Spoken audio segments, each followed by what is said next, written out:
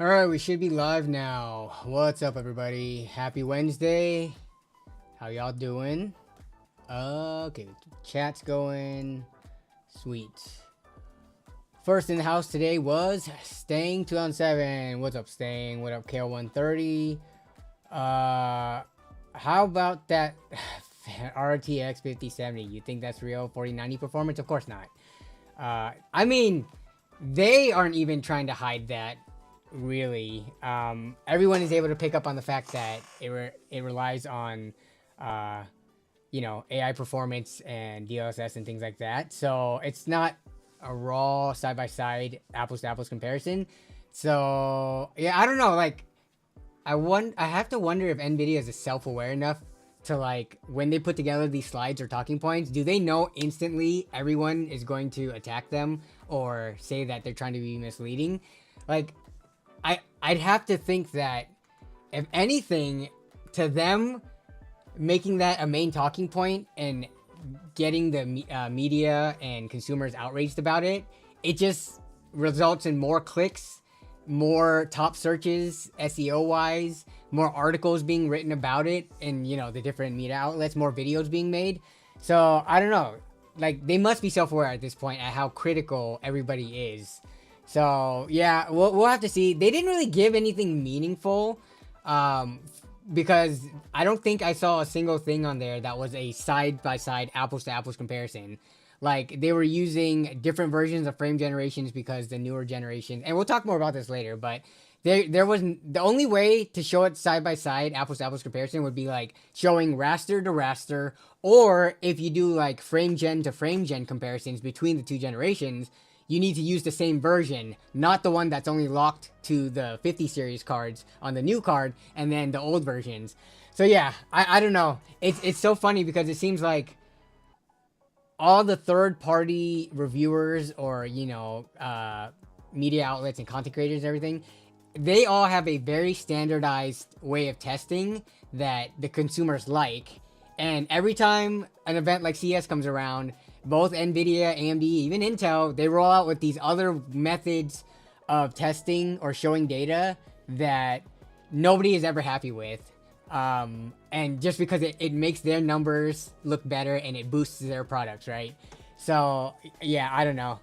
We'll talk about that in a bit. Well, right now we're just chilling and waiting for people to get to stream, and just gonna hang out with chat for a bit. But yeah, we got Craig Lilly in the house. What up? We got Buttermax.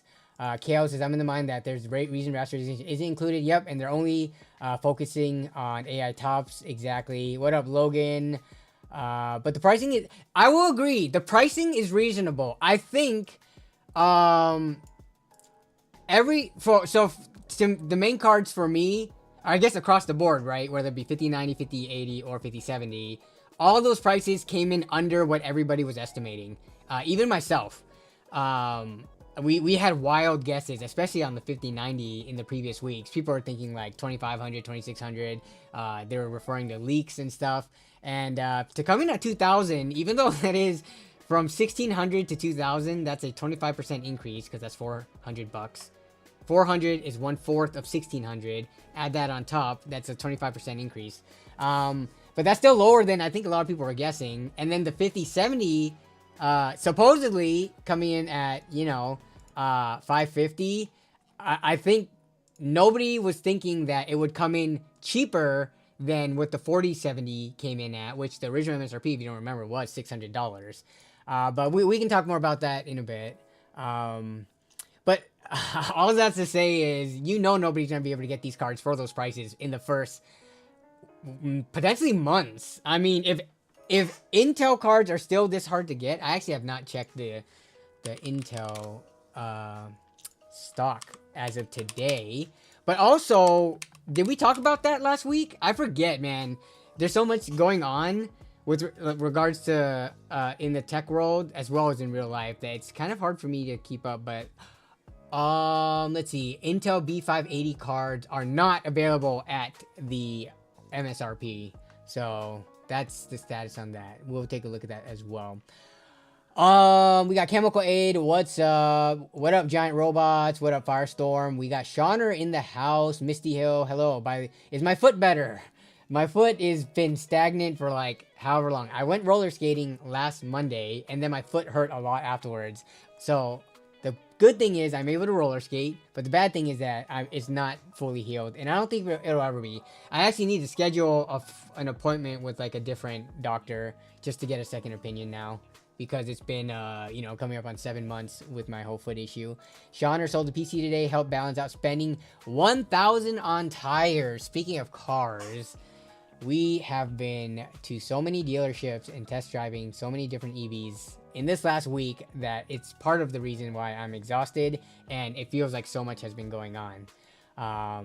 Yeah, we are very serious about getting our next vehicle being an EV. So alongside like everything I have to do for like YouTube and stuff, I've been spending all my waking hours researching, looking at used EV car deals, doing things like that. But let's see, Nvidia, such fake performance. I mean, they did the same thing with the 40 series launch, and they were still very wildly popular cards, so I have no reason to believe any different for this when the 50 series actually become available for people to buy, regardless of, you know, the performance. There's always going to be some uplift in performance, and what we're going to see is like actually, we'll take a look at that later, but availability of the 40 series cards. If those become harder to get at the promised prices they released at, then people are just gonna have no choice but to go to the 50 series anyways, right? They're like forced into a corner. So yeah, I feel like AMD for the last few years anyways have had a better like availability when it came to past gen cards. So if you didn't like the newest stuff they released or the prices, you still had decent options in the new market, getting like a previous gen card, better than Nvidia. But we'll take a look at the existing prices for things right now. Let's see. R-Flet says, tech drama this week. Lots of angry skeptical people about the RTX 50 series. Lots of big spenders mad at at Olight for charging. Wait, what are we talking about here? Olight for charging loyalty tiers? Did you misspell that? Are you talking about Olight? Like flashlights?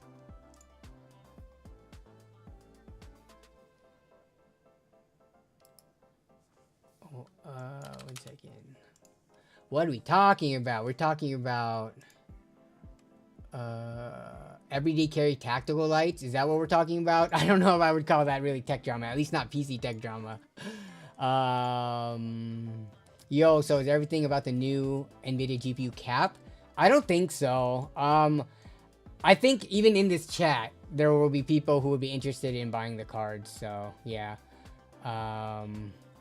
Coalition Gaming Chris in the house. What up, Chris? Hey, all. Hey, Danny. I'm surprised Bamboo Labs isn't at CES, especially since they've been teasing a new printer. CES started on my birthday this year. Wish I was out there, but had to work. Dang. Unfortunately. What do you consider the official start date of CES? Do you consider the media days, or do you consider the open to the public days? Because I think media stuff started, what, Monday or Sunday? But then publicly, it only opened Tuesday, right? The show floor. But happy belated birthday, though, Chris. How old are you now, by the way? I forget. It's hard to remember people's ages because nothing is not important. But as we get older, I feel personally like my birthday is less important. Whether I'm 36, 37, or 38, that's all the same thing to me. After a while, it's just like every 5 or 10 year milestones. But happy belated birthday nonetheless, Chris. What's up, Simon Lee? Ready to line up at Micro Center to get a 5090? Are you actually? Do you have? See, okay, here's the thing about the 5090 too. Is even if you cannot technically afford it, if you can put it on credit, you could guarantee be able to flip it for like 2,500. I bet you. Like, if you are able to secure a 5090, you will be able to resell it and make money on it. So no matter what, you can use it, play around with it, sell it used. There are people who won't be able to get it that will be willing to pay above the MSRP for it. So when it comes to like it being an investment or just, you know, something you want to tinker around with, hey, why not? If you have $2,000 to spend, or if you have $2,000, you know, of credit on your credit card that you can put it on and then pay it off, you know, soon after. Buying a 5090, I don't think you can lose. Let's just say that. Let's see. What up, AK Sissus? I probably said that wrong. Axis. What's the point of 200 plus FPS with DLSS 4 and multi-frame generation if input lag is responsiveness is worse? High FPS is better for responsiveness in the first place. That is a good point. But I mean, I think people have been complaining about that well before MFG and DLSS 4. Like, that was a talking point for DLSS 3 and just normal frame generation as well, right? So, yeah, 5090 is the only one not priced better than last gen. Yeah. Well, it depends, because the 4080 Super, if you compare the price of the 4080 Super, which was supposed to be 1,000, I don't know if people were ever able to get that for 1,000. But, yeah, it depends on if you're comparing the 5080 to the original 4080, which came out at 1,200. So the new $1,000 price point is an improvement. But if you're comparing it to what superseded that, which is the 4080 Super, it's 1,000 to 1,000, which is the same. But yeah, we'll pull up all the prices in a bit. Let me see. Why are there so many roles in the Discord? Is there a bunch of roles in the Discord? Let me see. I did not realize there was a ton of roles. There's noob, which is me, moderators, YouTube members, and then offline. That's not a lot of roles, in my opinion. If we look at the Discord, yeah, there's not many roles at all. There's everybody else, YouTube members, moderators, and me, unless you're talking about something else.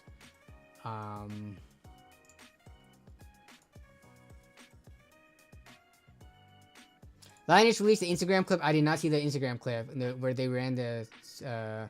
yeah, but the 5070 versus 4090 comparison, I do not care. I understand that later generations of, like, frame generation or DLSS and stuff will improve, you know, the newest cards. But I still, no matter what, always want to see raster to raster just... performance, and then you can tack on everything afterwards. But I just want to know at the core of the card, without any of the quote-unquote cheat methods to pump out more frames, I just want to know how much more powerful the card is. Definitely at its core, a 5070 versus a 4090 raster to raster, there's no way a 5070 is going to beat that. You're telling me a $550 card, and obviously it's not going to beat it, because otherwise Nvidia would have said that explicitly, but they didn't, right? So yeah, we'll see. Man, chat is going at like 1,000,000 miles an hour. I might have to skip people, but let me get to the rest of the shout outs real quick. Arnold G, Indecline 06, Horse Wiener. I love that name for some reason. Hey man, how's your 2025 been for you? Hope yours as well. It's been good so far. I mean, we're only like a week into 2025, right? But a lot of things going on, both on YouTube and outside of YouTube. Let's see. Yeah, scalpers, we'll probably get them at MSRP. Scalpers can pick them up online if they have bots and stuff. But in person, I feel like for scalpers, it's harder. Like at Micro Center or where else, I don't even know what else is going to be selling these new cards. Was there like a, you know, a vendor list that they said like you can find them at Best Buy and all that stuff? If Best Buy is another one, anywhere that's in person, that's probably going to be a more likely bet for you to get one if you can go line up early. Because yeah, online, I don't know. I'm not smart enough to write a script to pick up, like, to buy a graphics card and check out and all that stuff. But there are people who are, and I wouldn't be surprised if they bought most of those up.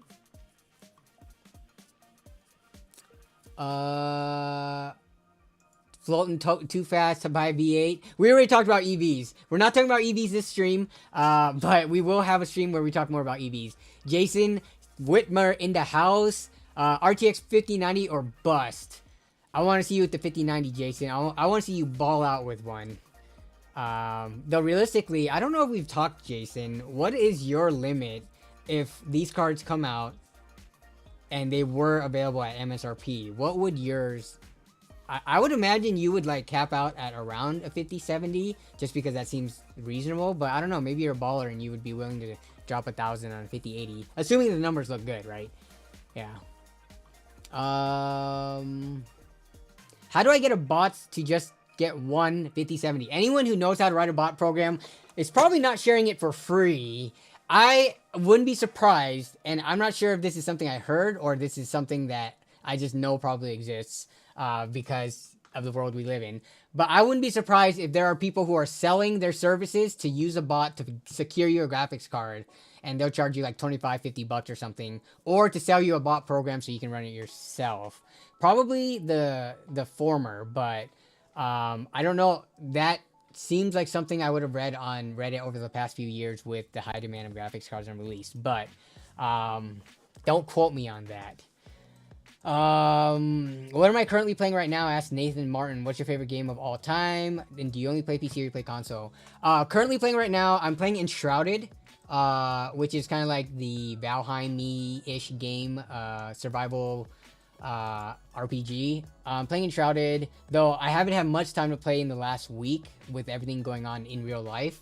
Favorite game of all time? World of Warcraft, hands down, easily. Sunk the most hours in that game. Literally, if we added it up, I know months. Can I say, have I spent how many hours in a year? That's a lot of hours. So if you had 24 hours times 365, have I spent over 8,760 hours in World of Warcraft?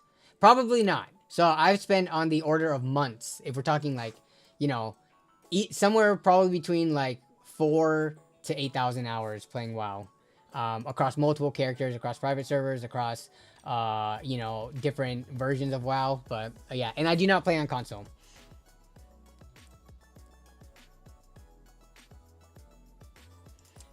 Coalition Gaming Chris says Maverick Hybrid is a better choice. We're going for the crossover, like compact SUV type size. Unfortunately, yeah. Otherwise, like a Nissan Leaf, you can get those used and get tax credits for close to like 10,000 fully electric. So, but no, we're going for a bigger family-ish size car. Now you're actually gonna buy a GTR.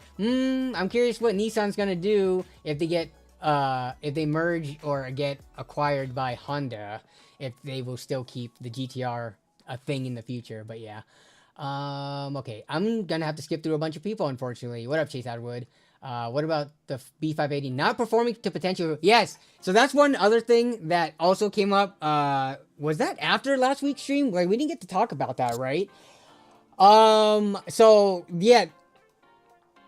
I mean, I haven't fully read up on it, whether or not the B580 issue is something that Intel could slowly fix with rollout drivers, or if that is, I would hope it's not a hardware limitation, because that's pretty bad. Yeah, if you have a $250 graphics cards, you are likely pairing that with either older hardware or mid to entry level chips.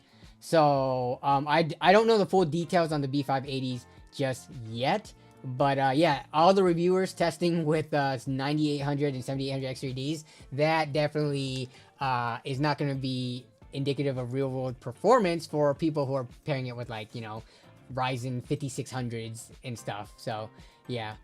Okay, let me skip. Blah, blah, blah, blah.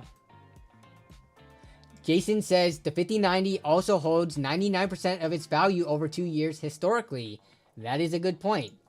We could actually, let's start looking at that as we start talking about CES. But aside from that, if there's anything that you guys have seen at CES that is not the graphics cards and CPU releases, because I know those are the biggest, most exciting things, but if there's anything else from CES that is interesting, on the Discord server, in the stream submissions, definitely feel free in the stream submissions channel, definitely feel free to post a link either to the video or the page or whatever on it, because I haven't had a chance to check out all the CES coverage.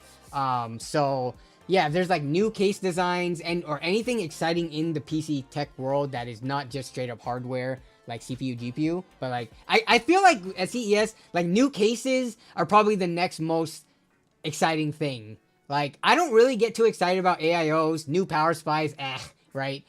It's nice and stuff to have, I guess, more power supply tech and AIO tech. But I think cases are the next thing that I would imagine consumers care the most about. It's very front facing. You aesthetically see it and you're like physically getting hands on building with it. With the power supply, with the AIO, you just kind of slap it in the system and it works. But with the case, there's more like configuration options and things to consider. So if you guys saw anything from CES that you're interested in looking at, definitely post it.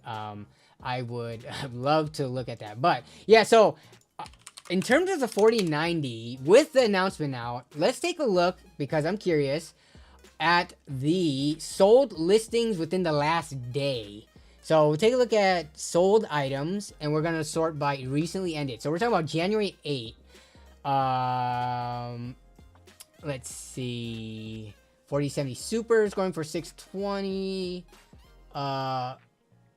RTX. What is this? 3090 still going for 850, surprisingly. Is nobody selling? Or has there been no sold? Let me see if I can find it. 4090.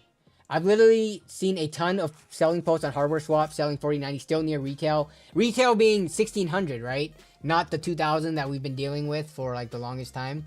What the heck? Is nobody selling for... Okay. I'm not seeing any 4090s on here. And I can kind of see why. Let me see if I can search for 4090 and find any listings.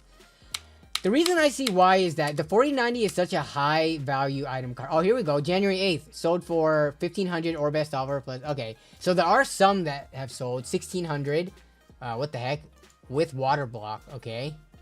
Let me see what else. 1790 for the Founders Edition. January 8th. Also, see, this is sold after the news of the 5090 coming out. So yeah, these are still fetching for MSRP or higher. Yeah, so I would, if I were selling hardware, I would trust Hardware Swap more than eBay. I would not trust eBay because as a seller, if a buyer decided they want to screw me over, $1,600 plus is way too much for me to risk, right? Yeah, I would sell through Hardware Swap where, like, if someone had a lot of reputation, you know, it's a PC enthusiast, community member, etc. On here, I would feel like they would get the card, rip out the core and the RAM, and then complain to eBay to get their money back or do something else sketchy. I would definitely trust Hardware Swap more. So it does not surprise me to hear that a lot are selling on there, and on here I'm not able to find them as easily, but they are here. 1600 there, 1550. This one seems to be going for some weird amount. Oh, parts only. Okay. This one's 1600. So yeah, it's still none used below MSRP. Interesting. Did you see Luke from LGT giving away 4090s? Yes. So I want to be the first to say, and this can be about everything on YouTube. One of my video ideas that I've had, and I was never able to execute it, and now it's too late because everyone's going to say I'm going to copy LGT, was to attend a mega LAN party and go around interviewing people secretively, like I have done at like LTX and things like that, asking them what's in their rig, and the person, not letting them know, obviously, that I was going to give away a better rig. But now Luke has already done it. So I waited way too long, and eventually every idea gets done, right? So they did it. Now, I don't know if I'll ever do it, or if I do, then I'm going to have to say I had the idea beforehand. I just didn't do it. But yes, that was a very cool video, and a lot of people were happy to see Luke in the video, like being the main host of it. So yeah. You could still do it. I'd watch. Yeah. And obviously what I would be giving away is nowhere near as good as a 4090 system, but it would still be like an upgrade to someone who's using, like, you know, a GTX 970 or something like that. Cause you know, your boy ain't balling that hard. So yeah.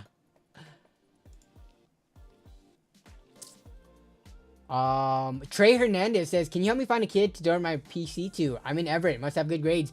Yeah, honestly, the easiest way to do this, Trey, is, and I kind of did this, not relating to the grades thing, but, because that one was just through email. But if you list a PC, you can list it for free or $1 And you can make it a requirement that they had good grades. Then when you met up, you could just check their report card. Apparently every kid's report card now is online, so you could pull it up on your phone and make sure it's not like photoshopped and stuff like that.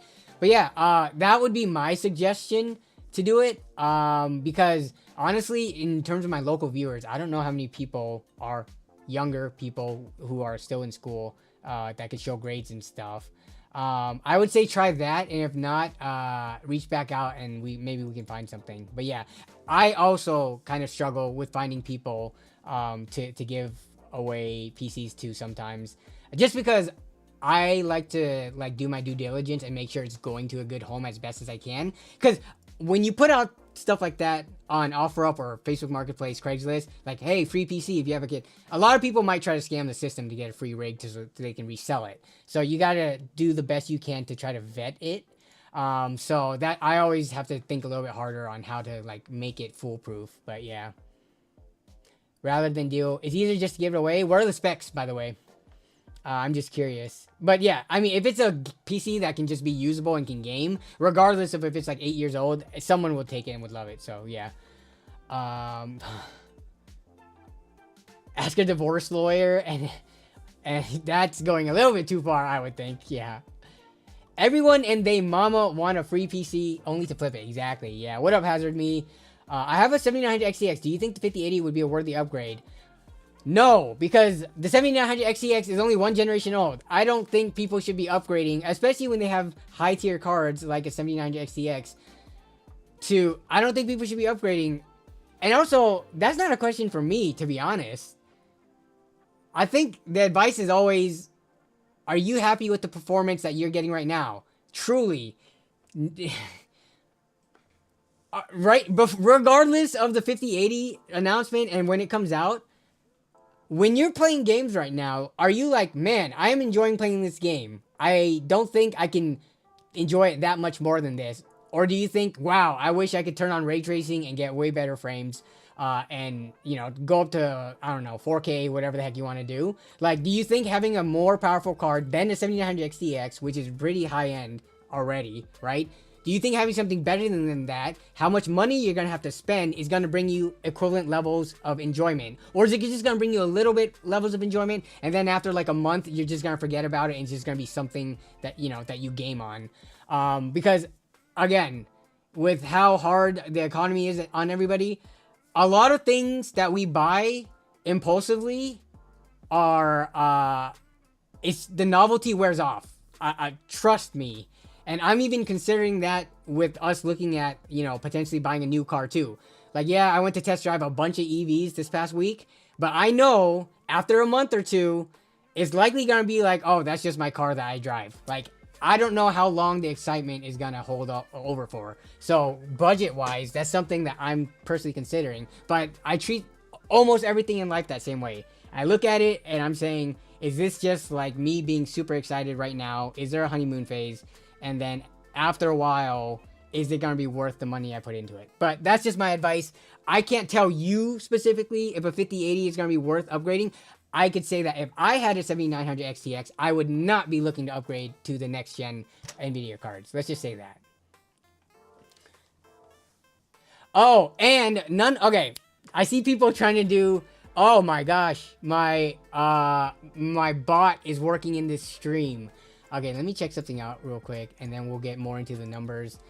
Sorry, there's a lot to talk about, and people are asking a ton of questions, but...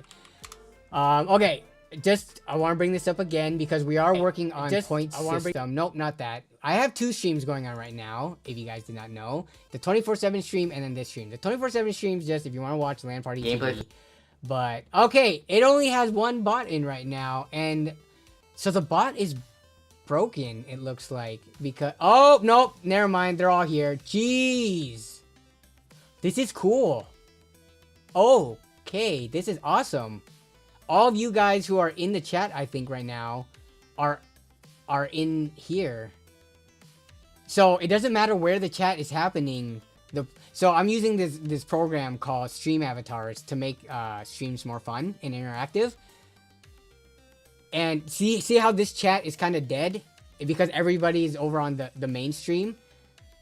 But it doesn't matter because it detects that a stream is happening and it pulls everybody in. Oh, okay. I want to try something here. Okay, let me try something real quick.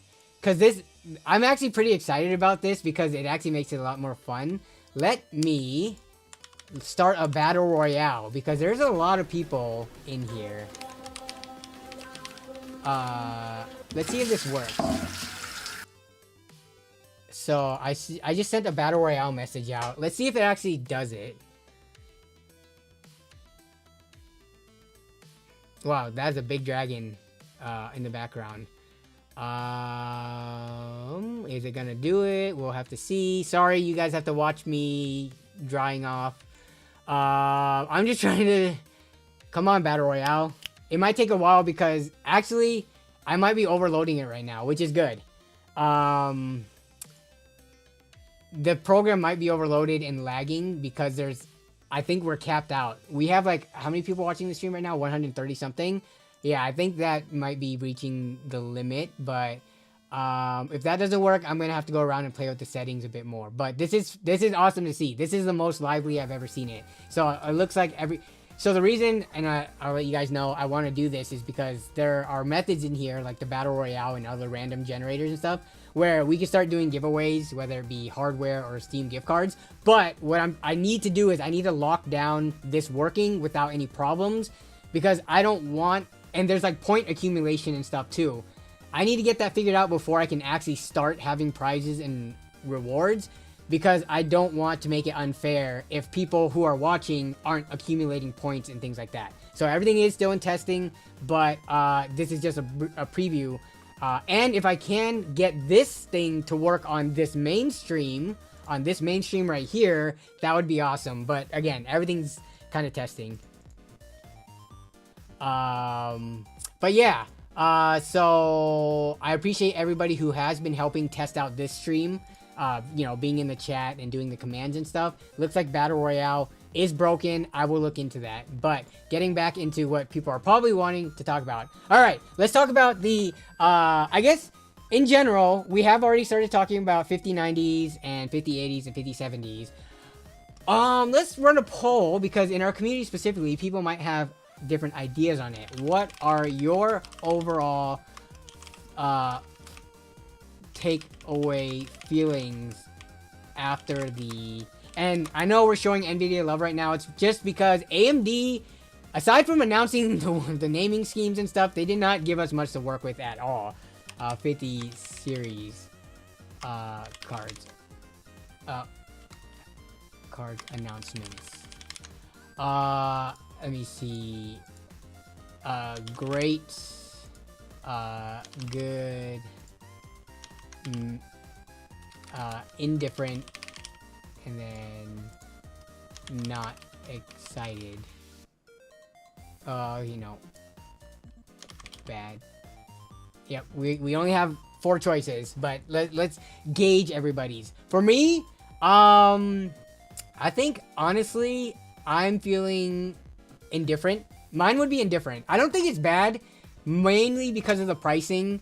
If anything, the pricing is good, but given the way that they announced the like performance and kind of try to pull some weirdness, I can't give them a good score. So I'm kind of feeling in the middle, indifferent. Which looking at the votes so far, most people are coming in. Some people think great and good, which I won't fault you for. Like, if you are looking for like the 70 series cards and that's all you care about and you're pretty confident that it's going to perform well, then yeah, it doesn't matter that they tried to compare it to a 4090 because there's, I think, unless something went terribly wrong, there's no way the 5070 performs worse than a 4070 or even I think a 4070 Super. Hopefully it's not around the 4070 Super levels, but the reason I say that is because if we look at the pricing availability for 4070 Supers on Newegg right now, sorting by lowest prices, what are we looking at? You can get a 4070 Super. See, 4070 Super, and even if it came in at the same level at 4070 Super, which is still reasonable, their pricing, what was the MSRP on these again? those were 600. You can't even find them at 600. And that kind of has been the case for a long time. Let me check on Amazon. PKL. Come on. 4070 Super. Let me look at the chat real quick. 600, 5070 doesn't get dual encoders for NBank, which makes me sad though. The Founders Edition cards look so dang clean, not gonna lie. Yeah, good price in that it's not overpriced, and a 2-slot 5090 is cool to hear. I like more release cards that have better performance, prices in line or cheaper, performance in a good step up, new software. What's not to like? That I agree. You can get 4070 Supers over on Amazon for 609. Is that the only one? Jesus. What is okay? So if you want, I mean, I can't really pull up Micro Center because I think it's more fair to pull up Amazon and Newegg, which more people have access to nationwide. But yeah, like they're not even available on Newegg for, and how much of 4070s also had stupid pricing too. Let me look at this. So like, if you wanted a kind of, it's weird to call a 70 series card like a true mid tier. But if you wanted a 4070, I guess you can get one of these for, these are down to 520, which means 550, $30 more for the new gen card. I think that's a no-brainer. No way you're going with the 4070. But compared to the Super, yeah, I mean, if you could get it in stock for 550 after the scalping is over, and for some reason if tariffs don't change the prices, if you can get it for 550, no, it would make 0 sense to pick up a 4070 Super. So the 5070 is good news. 5080 I would say is good news as well. Let me see if I have I thought I had the thing pulled up for all of the comparisons. So here's the numbers for the 4070.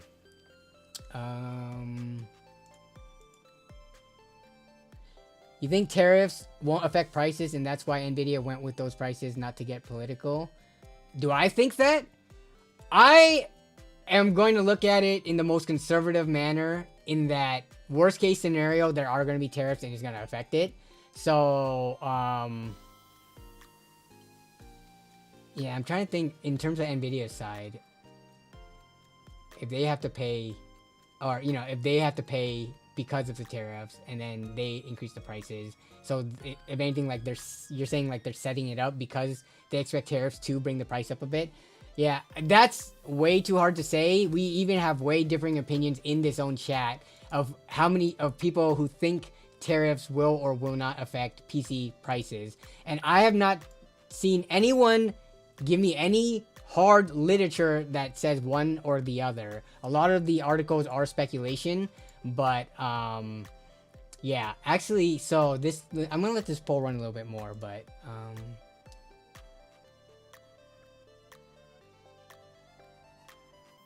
fake frames don't count. Yeah, I cannot wait for real benchmarks. No frame gen, no DLSS. Yeah, I don't even have any guesses, but you know. So where's that slide? Let me try to pull up that slide where it's talking about like 2 times performance and stuff. We have never seen 2x performance rasterization gen after gen, right? It's always in like that sweet 15 to 30% band of like for a same gen card, gen to gen increase, uplift.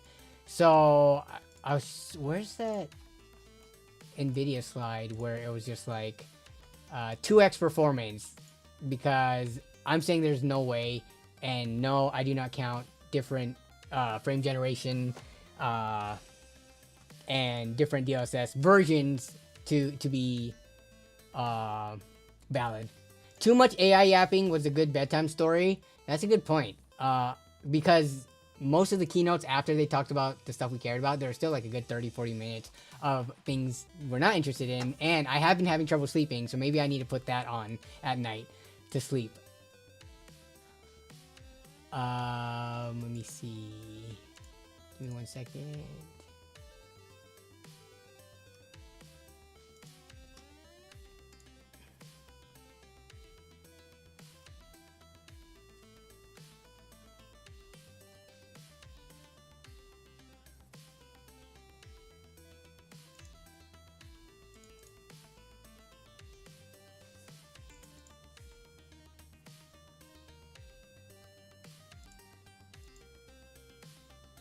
Reluctant Hero says I'm the opposite. I like frame gen.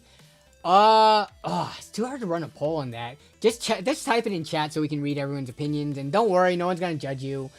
So Reluctant Hero doesn't like upscaling, but does like frame gen. What kind of games do you play? Are you mostly like a single player, like action adventure, RPG, not FPS?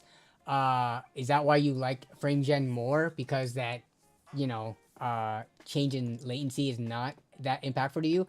But yeah, I guess I can't run a poll on that. There's too many options and combinations. Just let me know in chat what you guys like. I like frame gen on controller, but using a mouse input lag is horrible, says XNXGer. Gaming with DC says no, and I judge you. Raster seems to be less talked about with every new generation. Yeah, but don't worry. At least the third-party reviewers will always take a look at it. What I hate, and I saw some of the other like Gamers Nexus, and I know Hardware Unboxed has talked about it a lot, but like what I hate with the way that it works now is the test matrix has just gotten out of control. Like the way to test things, like you can do raster only with frame gen, raster only with no frame gen with DLSS, or not with DLSS, or DLSS with frame gen, and then let's see, DLSS with or FSR, because people consider that to be different than DLSS.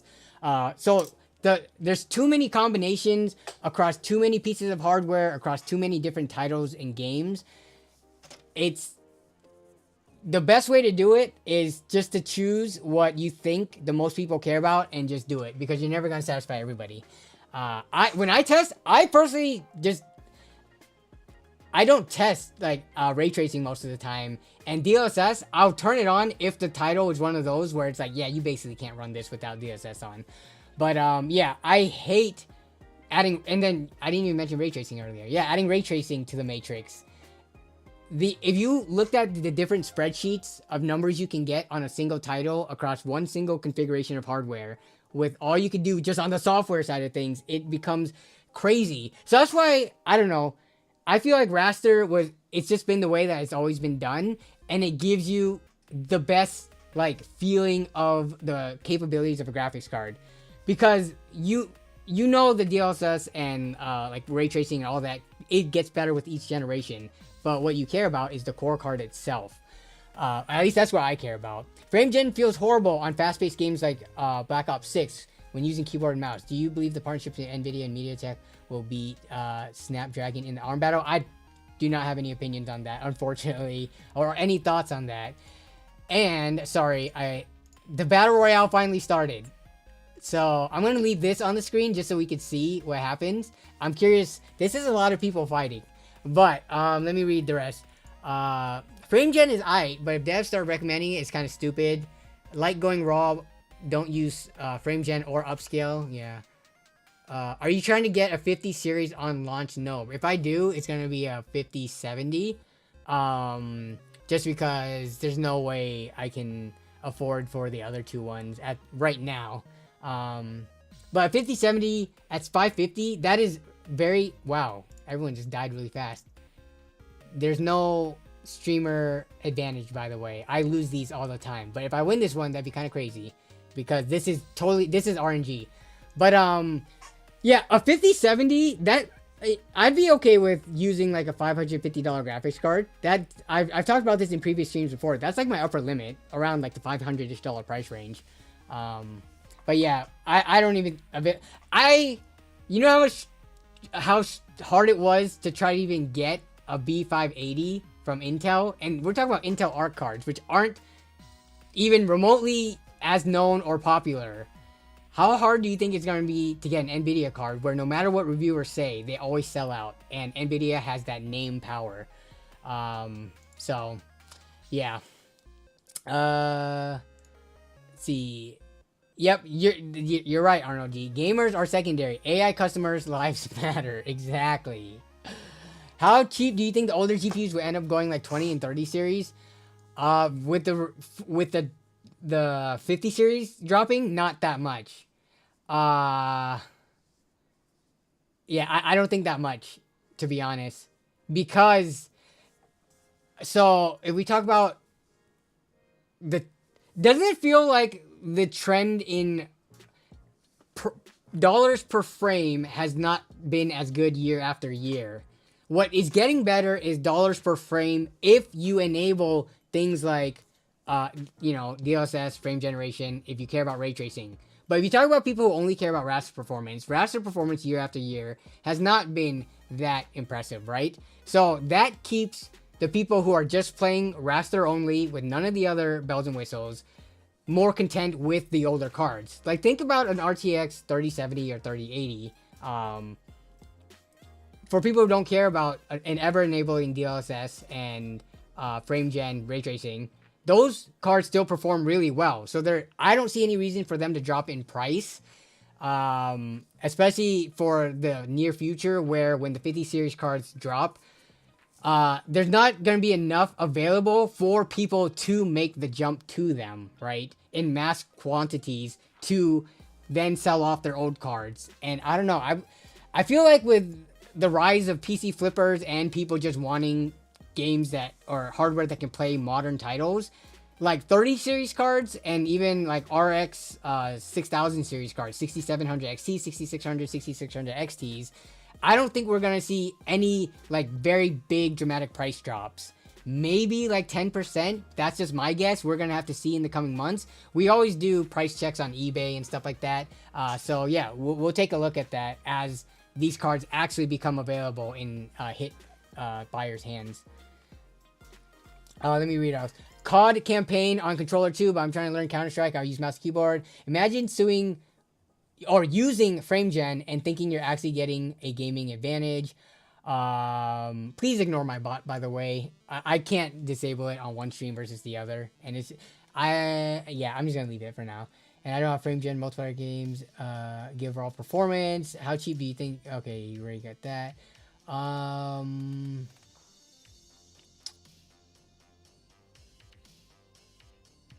Do you think frames will get to the point when it makes a huge difference in PvP games? Honestly, I'm not the person to ask for that. Like whether 144 versus 165 versus 240 or even 360 hertz, or FPS gameplay. I probably, if you did a blind test on me, I probably wouldn't be able to tell the difference between all of them because I'm a boomer gamer. I would think that 99% of PC gamers out there would fall into that category unless you have some like laser focused eyeballs that could see like super fast. But or if you are at the most elite level of competitive gaming, like professional level, though I don't know if that exists. Is there a video where they take professional gamers, blind test them between like 240 to 360 hertz and see if they can tell the difference? I feel like a video like that should exist, but I can't recall off the top of my head. Marvel Rivals have damage differences with FPS. Have damage differences? What do you mean by that? Yeah, LTT did it. Was it with like Shroud or who was this? Yeah, this sounded very familiar, which is why I brought it up. But I do not recall the results of that. 60 to 144 is big. 144 to 240, yes, this is very true, yes. You do less damage if you have... Whoa, do you mean you have less damage because you perform worse at lower FPS? Or is this a joke? Which I totally understand. It's not over my head.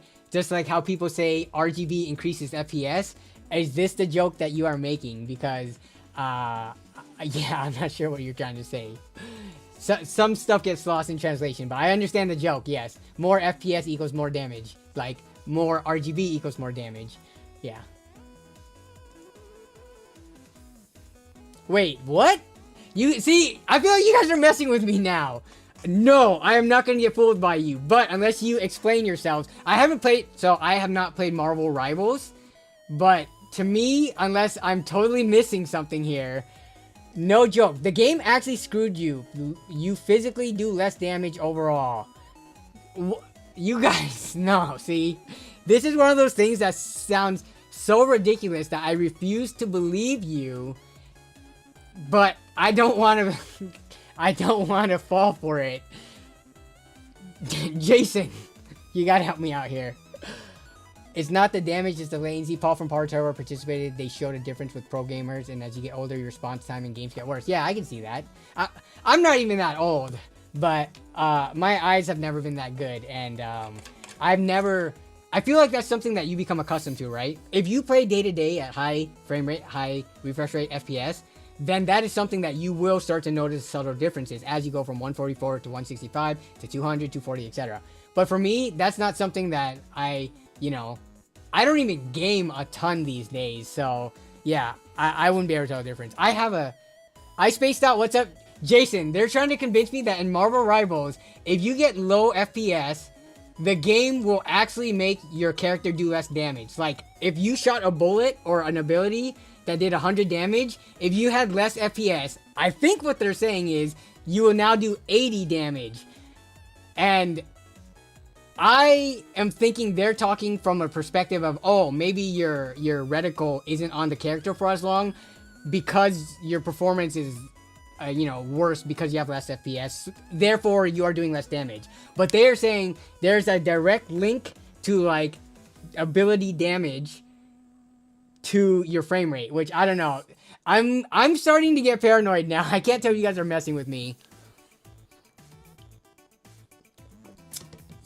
You know what really grinds my gears? The fact that most tech reviewers totally ignored 1080 performance. I have no intention of ever going to 1440 and 4K. RV Ancient West, what is your hardware? I'm very curious. What is your hardware? Because like I'm curious if you have high-end hardware and you still stick to 1080p for that high FPS. But look it up. Okay, I'm looking it up, but I'm telling you guys, I'm only looking it up because I do not believe it. It's not me being gullible. Jason Whitmer says, I'm not sure about Marvel Rivals, but there are some games where stuff is tied to FPS. Yes. Wait, Poison ticks every 180, mostly older ports. And I did notice in Final Fantasy, where it's not really damage related, but the speed of the game is tied to FPS. Where like in Final Fantasy 16, if you get 30 FPS, the game literally plays at half speed. Which is not a thing that you see in common games. Okay, Marvel Rivals. We're looking this up, guys. If this is a big goof and a joke, then you guys got me. Damage tied to FPS. Marvel Rivals developers has confirmed an issue that's causing some players who access the game on lower FPS settings to deal less damage to those. Okay, wait, how long has this been a story for? It sounds like it's a bug, which is good to hear that it's a bug. Okay, so this is very recent news, 3 days ago, within the last week. Lower FPS causing damage. Developers are actively working to fix the 30 FPS bug affecting damage calculation. Damage calculations tied to FPS? And my dad took all his racing time. Crew 2 down a few seconds after upgrading 60 to 144. So what you're saying, Jason, makes sense. For some reason, having damage tied to FPS only for like, like channeling abilities. For me, that would make sense. Where like if you're holding your mouse down and channeling like a laser beam, because you get more FPS or more frames are rendered, I can see something like that happening, but I'm trying to, if we're talking about shooting, can anyone in the chat confirm? Like for any of the, like Hawkeye or, I don't know, I've never played the game, but Black Widow, anyone who has like a single bullet type of ability, if you had lower FPS and you shot one bullet, so not channeling, not AoE, none of those types of abilities, single like bullet type of ability, if you had low versus high FPS and you shot somebody, one bullet, would the damage numbers be different? I'm going to read this article a bit more because this is surprising to me.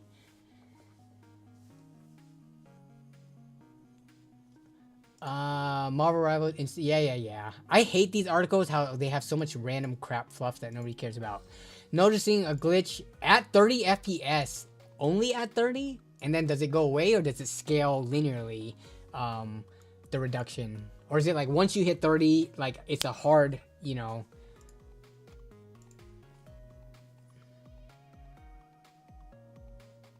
The JFK Magic Bullet mod in the game. Probably has to do with rounding numbers, either up or down damage calculations. That's why you need to use Nvidia's aimbot, which is called DLSS Frame Gen. Okay, let me see. So Doctor Strange, Magic, Star-Lord, Venom, Wolverine, reducing the damage on some or all of their attacks at lower frame rates. Okay. Stemming from specific programming feature, the client-side prediction mechanism. Okay. Technique in programming is typically used to remove the appearance of lag by moving the characters on screen before the server can process the input. Okay, so I mean, once they fix this, then you don't really get an advantage of doing more or less damage, if depending on your frame rate. But wow, okay. Well, I'm glad that you guys were not just trying to punk me or to trick me, because I was not aware of that issue. But that is a very interesting thing to talk about and bring up. So. It's a bug that the devs have said that they are working on, which is good because it is a pretty popular game, right? Even though I have not touched it, in my Steam friends list, I do see my friends playing that quite often around the clock. So,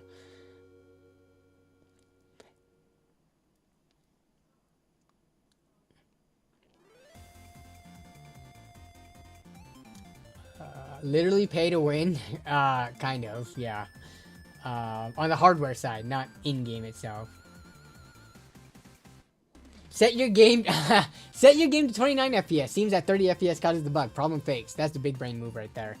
I guess I don't know what type of system would natively or naturally get 30 FPS in Marvel Rivals. Let's just say at like 1080p. Like, actually, we can look that up.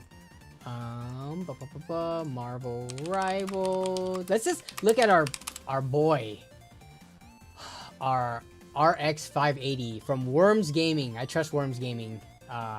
Worms Gaming does a lot of testing with with older hardware and stuff like that. So we got okay, so we're not hitting 30. This is RX 580 on low 1080p. So we're hitting like the 40s. Let's check it out on. So that's lowest. Here's lowest FSR, bringing it up above 60. 5090 hyped gnomed 25 months membership. Thank you for your ongoing support, gnomed. Let me bring this out here so you can see the full message. 5090 hype. Are you gunning for 5090 gnomed? Mr. Baller gnomed in the house.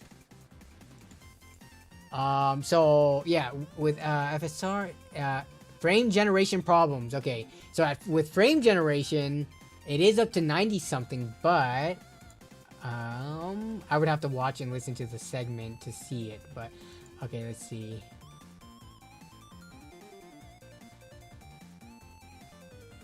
But in terms of the 30 FPS, even on like older hardware like the 580, there are ways to get above 30, and I would have to look into it more with regards to like if you get 40 FPS, is that, do you have the damage that's like still less than 60 FPS worth, or is it that 30 that hard hit? So yeah, I get a 5090, but I don't know if it's worth upgrading for my 4090. Again, this is one of those things where nobody can answer that but yourself. Do you want a 5090 because it's the newest, shiniest thing on the block? Or do you want a 5090 because you feel, as you game right now, on your 4090, you are not satisfied with the image quality or the smoothness that it plays at, the frame rate that it plays at, you know? Because if you are satisfied, you do not need to buy the newest thing. Imagine if we treated PC hardware like or if you treated everything else in your life like you did PC hardware.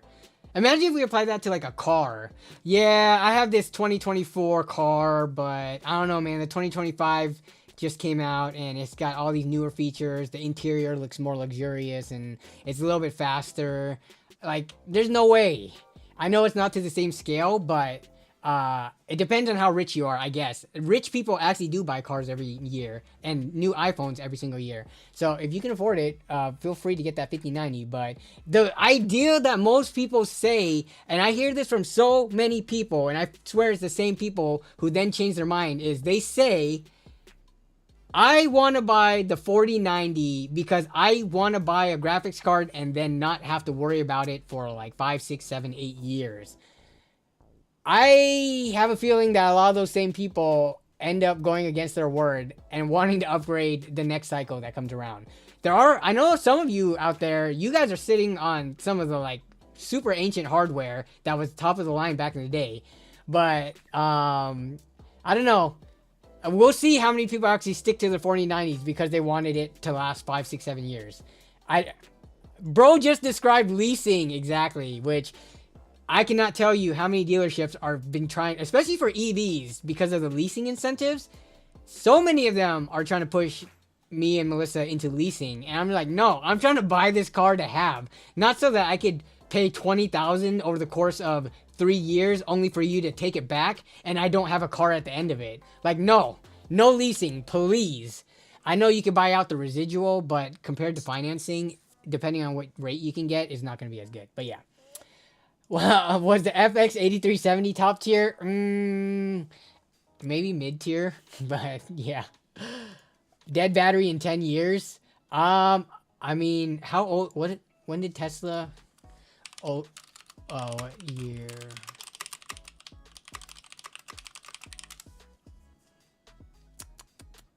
So we would have to be looking at Model S's, right? Yeah.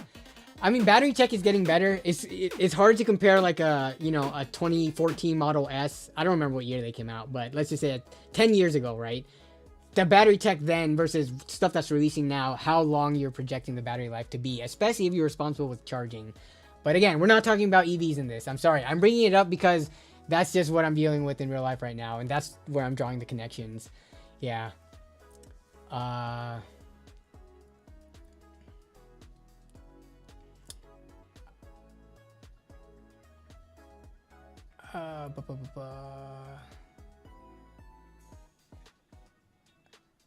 Imagine if you treated PC hardware like your crushes. Yeah, you mean moving on after the next year instead of sticking into a committed relationship for many years. Now, Rflat says I need a 57 because of FOMO. Gnome, you have no dino nuggies, and it's mostly because there's a system to get the dino nuggies. Basically, you have to chat, and then there's a cooldown until you next chat, so that people can't just spam chat to get a million dino nuggies. But also, you can't just watch a stream and go away to get dino nuggies. But yeah, let me see. A new car every 3 years. Yeah, I mean, as someone who's been on their car, I've been on my car since coming up on 12 years now, so I am definitely the type to buy and own and drive it into the ground. 5070 looks okay. Yep, we talked about that earlier. Okay, so like I said earlier, the 5070 is going to be like the most likely card that I would use in my own system. But if you're going to ask me what my outlook on that specific card, regardless of, the press material that they gave comparing it to the 4090, I'm hopeful that it's still going to deliver rasterization, right? Even if we ignore the new multi-frame gen as well as DLSS 4. I think it's going to deliver, especially at the price. So the only unknown is, I guess, tariffs and if it's going to be in stock or how long it's going to be out of stock for, or if they eventually raise the price because it's just constantly out of stock. So I actually wanted to ask that question. So I believe the poll ended. So I'm going to start a new poll. Do you think tariffs will increase the prices of, I'm going to say GPUs and CPUs, because honestly, that's where we mostly care about. And this is all kind of a guess, right? Nobody has the answer. Otherwise, then you could prepare ahead of time. My answer is just yes, but I know there were people who were like very against the idea of tariffs even affecting PC hardware. If I can recall the conversation, they were saying it was only going to affect things like stuff like washing machines, refrigerators, stuff like that, but not PC tech. But that was a pretty small minority that voiced that opinion when we talked about it like a month or so ago. So I'm just curious in the chat right now how many people feel like tariffs are going to be affect the hobby that we love, PCs, gaming and PCs, versus it not affecting it.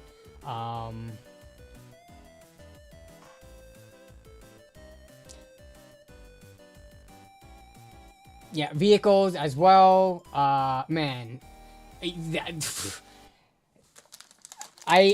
I don't want to not buy an EV in the near future, and then for whatever reason, new administration is in, and EV prices just like climb multi-thousands of dollars. So that's something that I'm kind of worried about right now because I'm not buying a Tesla. I'm buying, you know, an EV from a different company, but anything but a Tesla, honestly.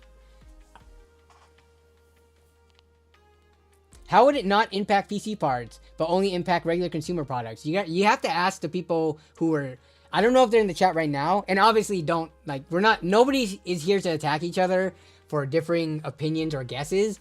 But yeah, I don't see it not affecting it. So E50 Gaming says, I don't leave any messages, but thanks for all you do, man. Yeah, for sure. I mean, thanks for the kind words, and I want to thank you guys all for, you know, watching the content, coming to these streams every single week. I do look forward to doing these streams and just getting real one-on-one time with a lot of you. I know I can't get to every message, but at least y'all can still have a conversation and be a part of the conversation, even if I don't address every single comment. So yeah, that's my, you know, my reminder to thank all you guys too. So at this point, I just hope the UF tariffs don't affect anyone else. Yeah, I mean, anything the US does, it tends to affect the rest of the world. So we'll see. Daniel Hulon says, bought my car new in 2022. I only put 30,000 miles on it. Dang. That's like 10 year, 300,000, I guess. Or 10 year, no, an average of 10,000 a year, which is what a lot of dealerships do. It lost so much value. New cars really aren't worth it. Yeah, so we are considering used EVs. And I've been looking and calling around a lot because they do take it looks like they do take a pretty big cut, but we don't want to buy anything with like 30,000 miles on it. Ideally, like 15,000 miles or less. So like someone who had a car for like a year and a half, maybe 2 years if they didn't drive it much, and then for whatever reason couldn't pay it off anymore or just decided they want a newer model. That's what we're looking for. Like used, 15,000 miles or less, good battery, health, etc. But let me see. Getting ready for my indoor soccer game. Just started. All right. I don't know if you're still here, Shaner, but stay safe. Don't injure yourself at your soccer game. Let's see. New admin says they are going to axe the EV tax credits. Not sure when. That's the thing I'm concerned about. I don't think like as soon as they're in at the end of the month, it's gonna happen. But I could foresee it happening. So in terms of the tax credits, what's happening right now is that dealerships, for the ones that have already ended, they are giving on their end and taking the hit. Multiple dealerships I've talked to have been giving incentives that aren't from like, you know, the IRS or like federal level. It's their dealerships giving it for whatever reason. So yeah, but right now I'm looking at used, and there's definitely less incentives for that if you're paying for over 25,000. But yeah. No PHEVs for me. So, oh gosh, we're talking too much about the cars now. I'm sorry. I know people don't care about EVs and stuff like that. Last thing I'll say, because I already pulled up this message. Plug-in hybrid electric vehicles, right? So, RAV4 Prime is probably the most popular, or the one that stuck out in my mind. I used to want a RAV4 Prime, which has 40 miles you can do on battery, and then the rest on gas. We've come to the decision that I do not want to go to the gas station anymore. The prime reason is not to save on dollars per month on like gas or electricity. The main reason is I am done with gas stations. I do not want to, even with a hybrid getting you a little bit more distance, or plug-in hybrid, which gives you short trips on full battery. Eventually, you're gonna want to run that gas because you don't want your gas to go bad anyways, like, right? Gas goes stale over time. But also, you'll likely make trips longer than the 40 miles the plug-in hybrid will get you. So, yeah, we want full electric, you know, 250 plus mile range. You plug it in every night in your garage, because we have a garage. We can get a level 2 charger. You plug it in, it's topped off, or whatever you cap it at. And then you don't have to worry about 99% of your trips. I'm done with the gas station. I'm done paying for gas. Someone last week quoted that their friends, to get a 300 miles on their Ford Mach-E, they paid $10. 300 miles, again, would cost me around 40 to 50 bucks in gasoline and the inconvenience of going to the gas station. And electricity in Washington is cheaper, so it might be even less for me because we live in a very like hydro friendly, like our electricity prices are so low, one of the lowest in the nation. So plugging into the wall to get a full charge out of it, I don't mind doing. So those are the reasons why plug-in hybrids out of the question. Yeah, EVs are not the answer. Hydrogen is. I've seen many, like, I've watched a lot of videos about that, but infrastructure. I think there's one place in Washington, at least near me, where if I got a hydrogen car that I could go fill up at. That just doesn't work, unfortunately, right? The question is, to curb the changes to the environment, do you just go nothing until you hit the tech for hydrogen, or do you do like an intermediary step with EVs until we can get to mass scale hydrogen? This is something that is over my head, and definitely we cannot come to a solution by the end of this stream. But no, I totally understand. Yeah, you won't convince some people driving a nice car is their entire existence. That is true. The car that we were looking at, we are still looking at, highest consideration, Ford Mustang Mach-E. That specifically because it has the Mustang name in it, even though it's nothing like a Mustang. So many Mustang owners are butthurt about that in itself. But the car is very highly rated, safety, everything about it, very recommended. Lots of people love it. And there are a lot of Ford owners who embrace the Mach-E, but a lot of the OG Mustang ICE owners do not. I could care less, dude. I just want a car that is priced reasonably, gets good range, has all the new features and stuff that my 2009 Yaris does not have. 360 cam is one of my my wish list items for EV. So yeah, those Mustang E's are good. I mean, if you just look at all the reviews that are out there, all the written reviews, all the video reviews, the majority of the people like the Mustang Mach-E. I should just call it the Ford Mach-E. People get mad when they say Mustang, so yeah.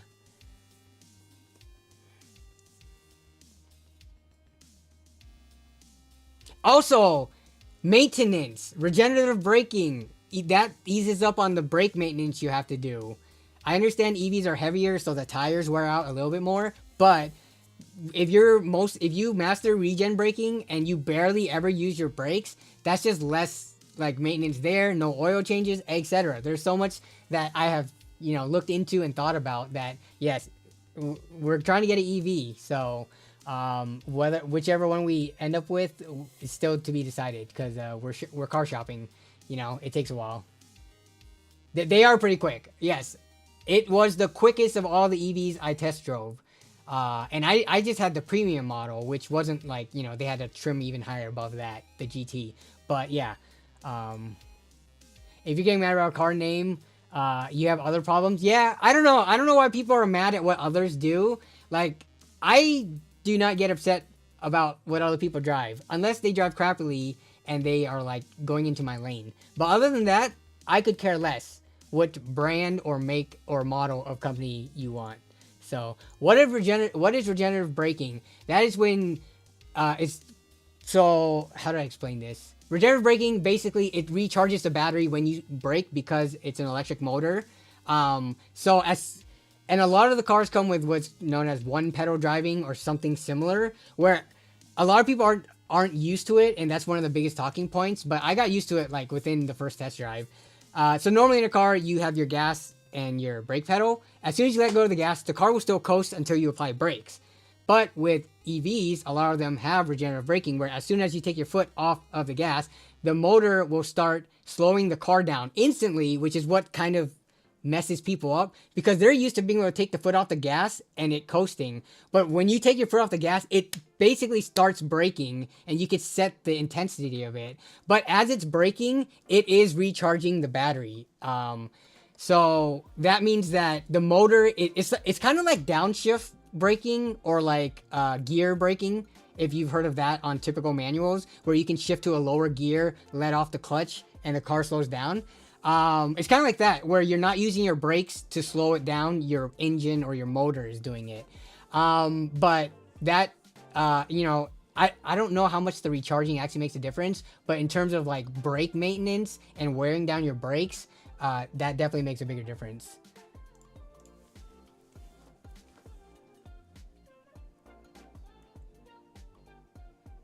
It grew on me day one. Who would call it SUV Mustang? What kind of branding is that? Yeah, that's kind of weird.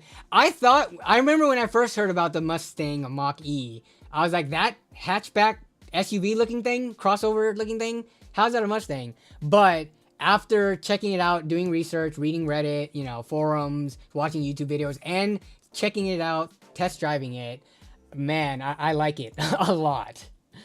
But yeah. Best you can do for the environment is to drive your current car until it can't be fixed anymore. That is true. My car, I mean, I've driven it. It's at 150,000 miles. It's a Toyota Yaris. It has had good gas mileage pretty much through the life of it.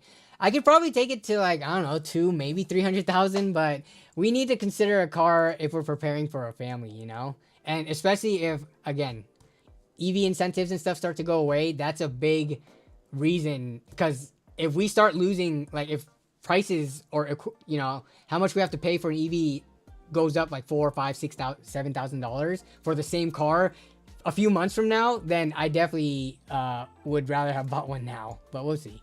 Car content when? Never. I'm not a car guy.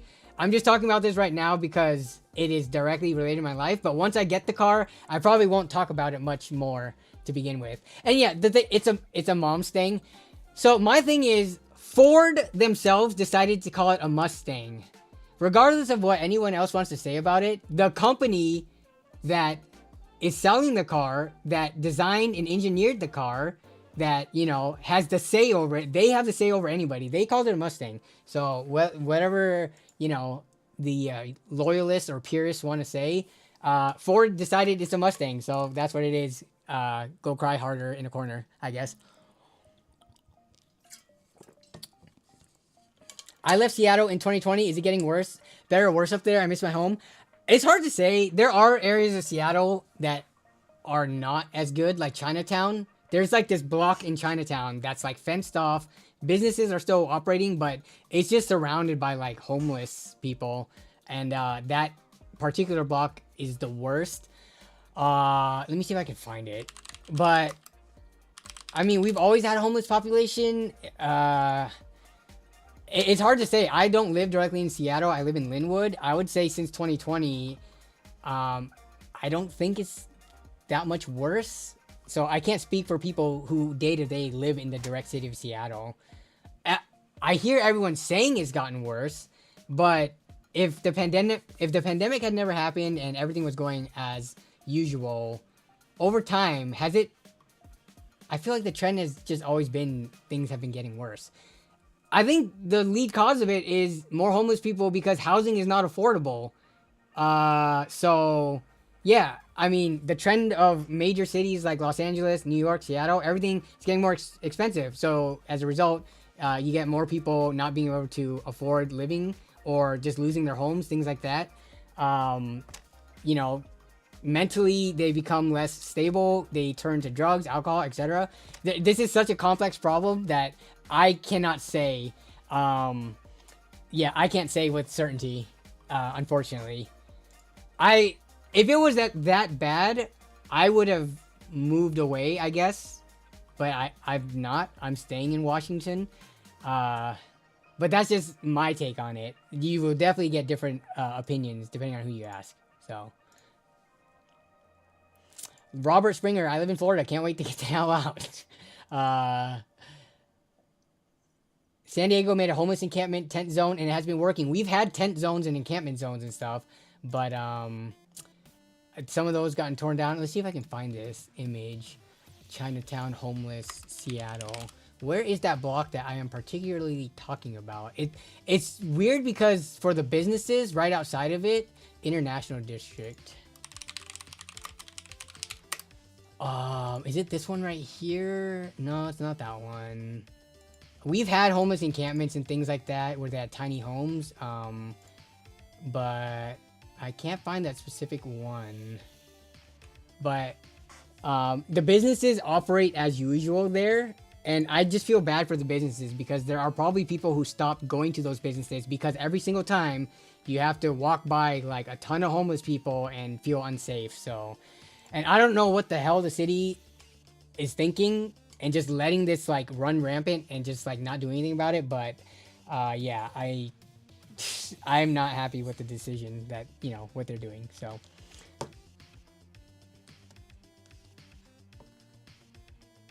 Sorry, we've gotten so off topic about things, but let's bring it back a little bit on topic to the AMD. Robert Fix is saying the AMD 9070 retains a standard PCIe connector. So let me pull up something for that. RX 9070. And unfortunately, they did not say much about... so let me see if I can find a slide for it. So this is from Tom's, but this is all stuff from CES. So AMD slides themselves, do they have it on here? They don't. Let's see, RX 9070. And who loves the naming scheme? WCCF Tech might actually have the slides. But who loves the new naming scheme, moving the second digit indicator to the third digit? Like, my goodness. Let me see. Do they have the slides? Yeah, I mean, this is one of the slides they showed in terms of if you were looking at like tiers of cards and their equivalents. It's more confusing to the average buyers, but also let's look at what they kind of consider the, I guess, performance-ish level in competition. So they don't know anything about the 50 series at the time, so they put the 40 series stuff. But the 90, I hate how they skip the 8 series and save it for mobile, but they only do that when it reaches 8. Like, yeah, oh my goodness. Okay, I need, what is this? Is that Indian rupees?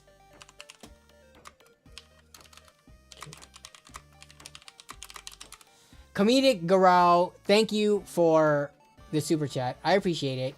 So 120,000 Indian rupees to USD is about $1,400 for a 5080, considering everywhere else gets shafted. I mean, you gotta give me, what do you have right now? Please don't tell me you have a 4080. It depends on what you have right now, but let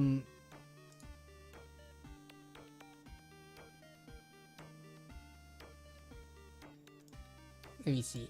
INR. Yeah, Indian rupee is 4060 Ti currently.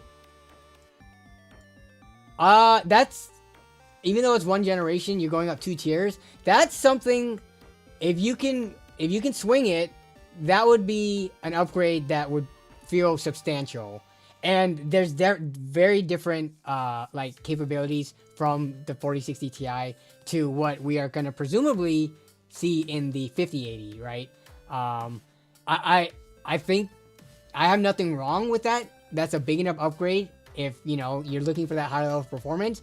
With regards to like pricing in India, I know that you guys and everybody who's not in the US essentially gets shafted by another like 20 to 30%. This would be technically a 40% increase compared to the US pricing of $1,000. But I mean, if that's what they go for in your country and you want the performance for the price, then I would say, you know, you have my blessings to buy it, even though you never needed my blessings to begin with, if that makes sense. Like, if you feel the need for it, please do not look to me for approval to buy new hardware. I could give you like advice here or there and say that like, yeah, that's a reasonable, I'm not gonna try to sway you against that. Let's just say if you had a 4080 and asked me that same question, I would say, no, what the heck are you doing? 4080 is still very powerful and you probably spent a lot on it. But going back to this graph, yeah, oops, I keep on clicking, it goes away. Go back. Yeah, the fact that they've laid this out right here, it's interesting to see that the 9070 XT and the 7900. If they're showing this right, if this reminds me of like the 7800 XT versus 6800 XT being almost like sideways progression instead of, or horizontal progression instead of vertical. Yeah, you'll get, I don't know, better ray tracing or any of the other newer FSR, newer architecture. But if it really is in the same line, XT for XT, that's kind of disappointing to see. And the 9070 being on par, it's yeah, and they show it on almost on par-ish with the GRE. There's no scales though. We really don't know like how these will compare, and they didn't give us anything, and they withheld everything until Nvidia, so reportedly, right, or supposedly they withheld it so that they could potentially shuffle stuff around to come in more competitive after Nvidia's announcement. So with regards to the AMD, I don't even have an opinion on this, to be honest. They didn't give enough for us to have an opinion.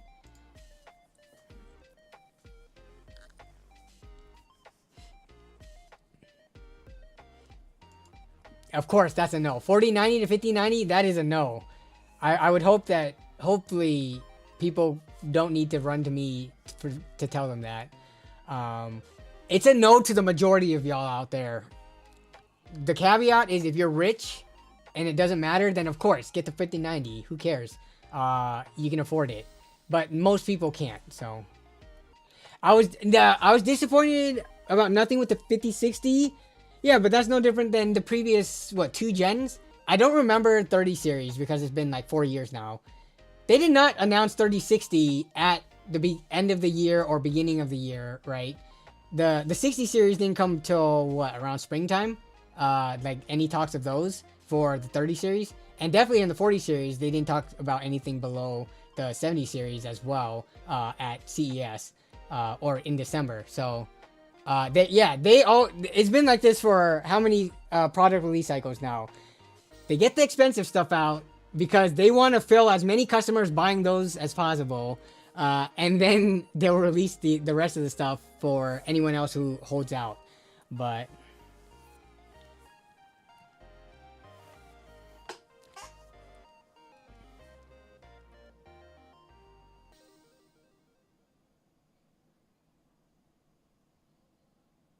prices may increase, but maybe it's a good thing to de-incentivize buying goods made inhumane, yes, like sweatshops and such, inhumane working conditions overseas.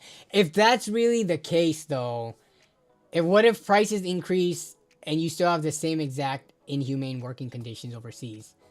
I think long-term, that's what the tariffs are supposed to do, right? You tariff so that you can bring manufacturing or whatever in engineering back home. And, in the US, we do have higher standards for living, higher standards for, like, working, etc. So, in the ideal world, that would be the case. I don't know if in one administration or even just in the next year or so, if tariffs increase the prices, if it will make any difference to the working conditions overseas. But that's just me being a skeptic.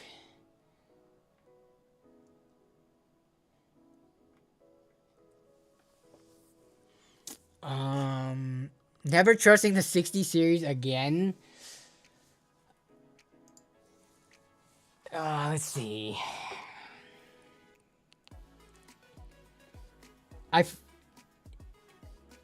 It's one of those things where, and it's easy for me to just guess without any repercussions. Maybe we make a bet. Can I make a bet with anybody? For some reason, in my gut, after, I guess after the 4060 and the reception to that, my feeling is that the 5060, and this is with regards to performance and reception from, like, the third-party reviewers like Tom's, Tech Power Up, LTT, Gamers Nexus, Hardware Unbox. I think the 5060 is not going to be bad. It's going to be... let me look at how they word it. I think their B580 might be the kind of wording. B580. Battle Mage, more about release date. Oh, did they change? Or is it hardware unboxed? B580. I think the 5060, when that comes out, based on zero information, I think is going to be just like average. Which I don't think that's... I'm not going to complain about average, to be honest.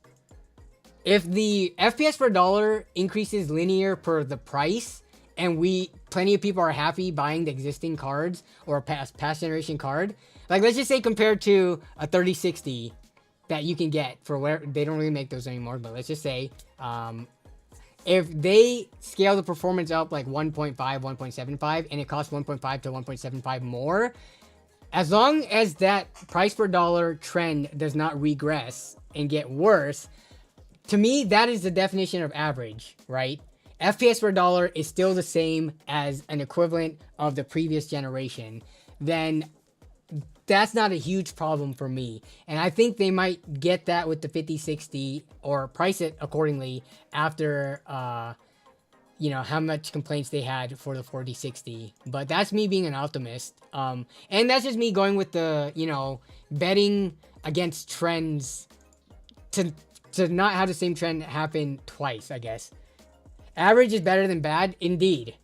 I think, given the track record or what we've seen in the last 4 years, with how many products come out as bad, average would be something that nobody's gonna complain about, and good would be refreshing. So, feel free to call me out on it once the 5060 specs and the reviews on those drop, to see if I was completely wrong or not.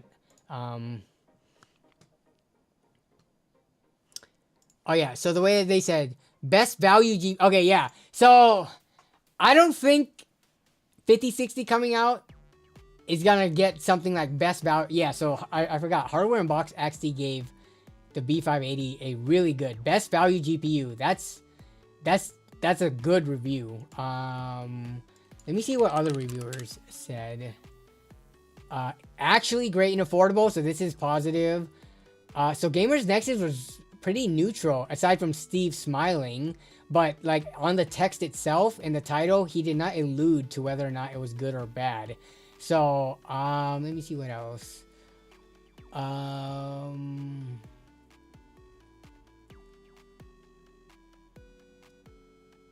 Why mid-range magic? So that's also pretty good. So yeah, I think I know Hardware Unboxed have had some video titles where it just comes out as average. That's what I'm expecting for the 5060. My gut feelings. I feel like some of my guesses and estimations have been right, but no one ever checks me on it and references my old videos and streams, and I definitely don't keep track of it. So feel free to call me out with receipts if I'm ever wrong about anything, because I don't claim myself to be, you know, a fortune teller with a magic glowing ball. Harrison, let's see.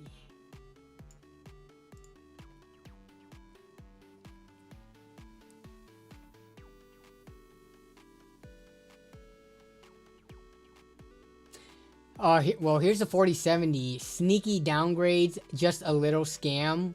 So, I mean, that's pretty negative. I know they've had average review ones before. I just can't find them in the sea of their content, but yeah. Okay. Let me see the chat. Blah, blah, blah, blah.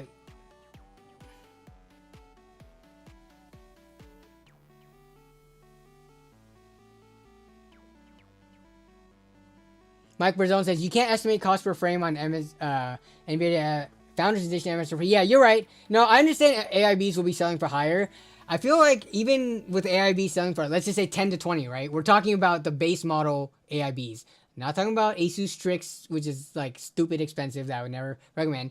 But for the ones that are generally within like the $10, $20 more AIBs, I feel like over $300, that kind of smears into the calculation a bit, so that if you're even within range of the cost per dollar metric compared to past generations, if that makes sense, I'm not saying you have to be better frames per dollar, but if you're within like, I don't know, single digit differences, maybe 5% or something, even if it's 5% worse, that's close enough for me to consider it almost a wash.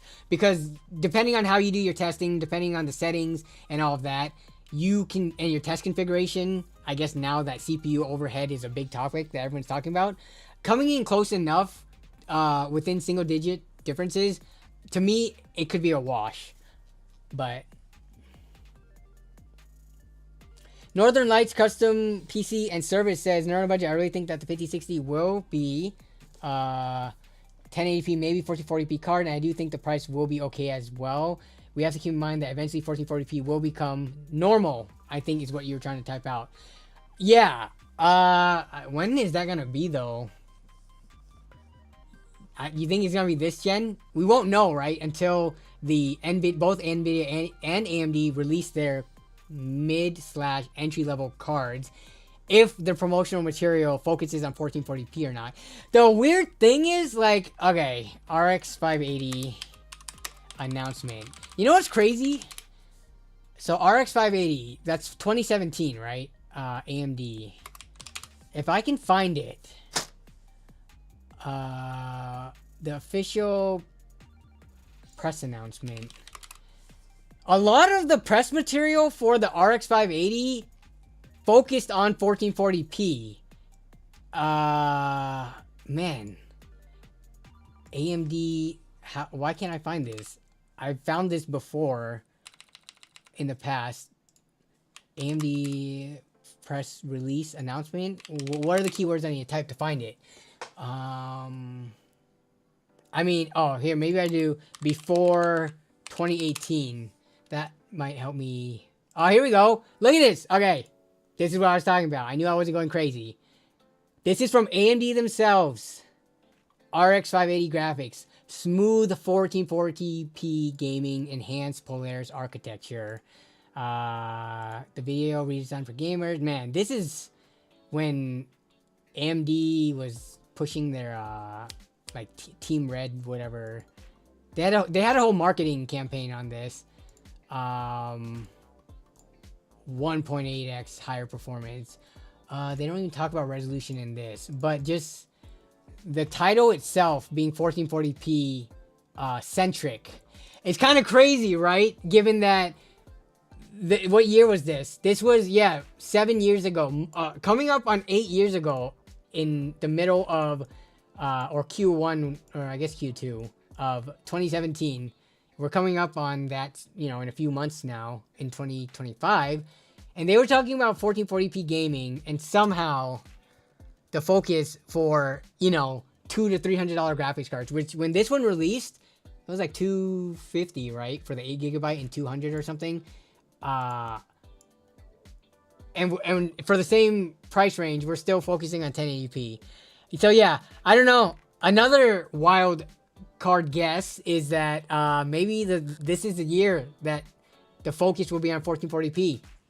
I think the chances of that happening is big enough where I would be willing to bet like $50 on it. Anybody want to bet $50 whether or not like 50, 60, and I guess 76 or no 90, 60, and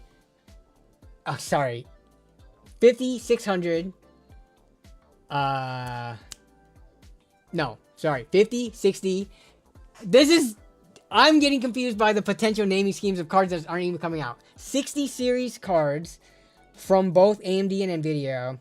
I would be willing to bet that $50 with anybody who wants to shake on it, that the promotional materials will have more of a focus on 1440p than it does 1080p.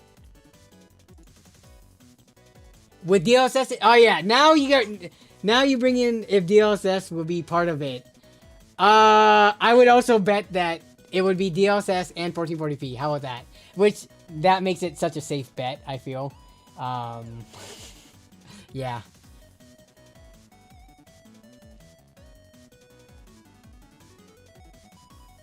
Yeah, yep, with or without, with DLSS. I would think, dude, it's such a safe bet that everything that they present moving on forward is with AI and upscaling and the new tech and stuff like that. So yeah, I would say that for sure. Yeah, and then you won't take that bet because it's safe for me, right? Yeah, so yeah, understandable. Okay, let me see. What time is it? 6:40 already. How the heck? Did anyone have anything that... What else came out from CES? So to be honest, again, we've been super busy this week. What else from CES aside from the obvious CPU, GPU launches and release and announcements were there?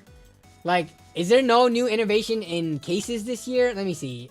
So I'm just gonna browse CES 2025 stuff and see what comes up first.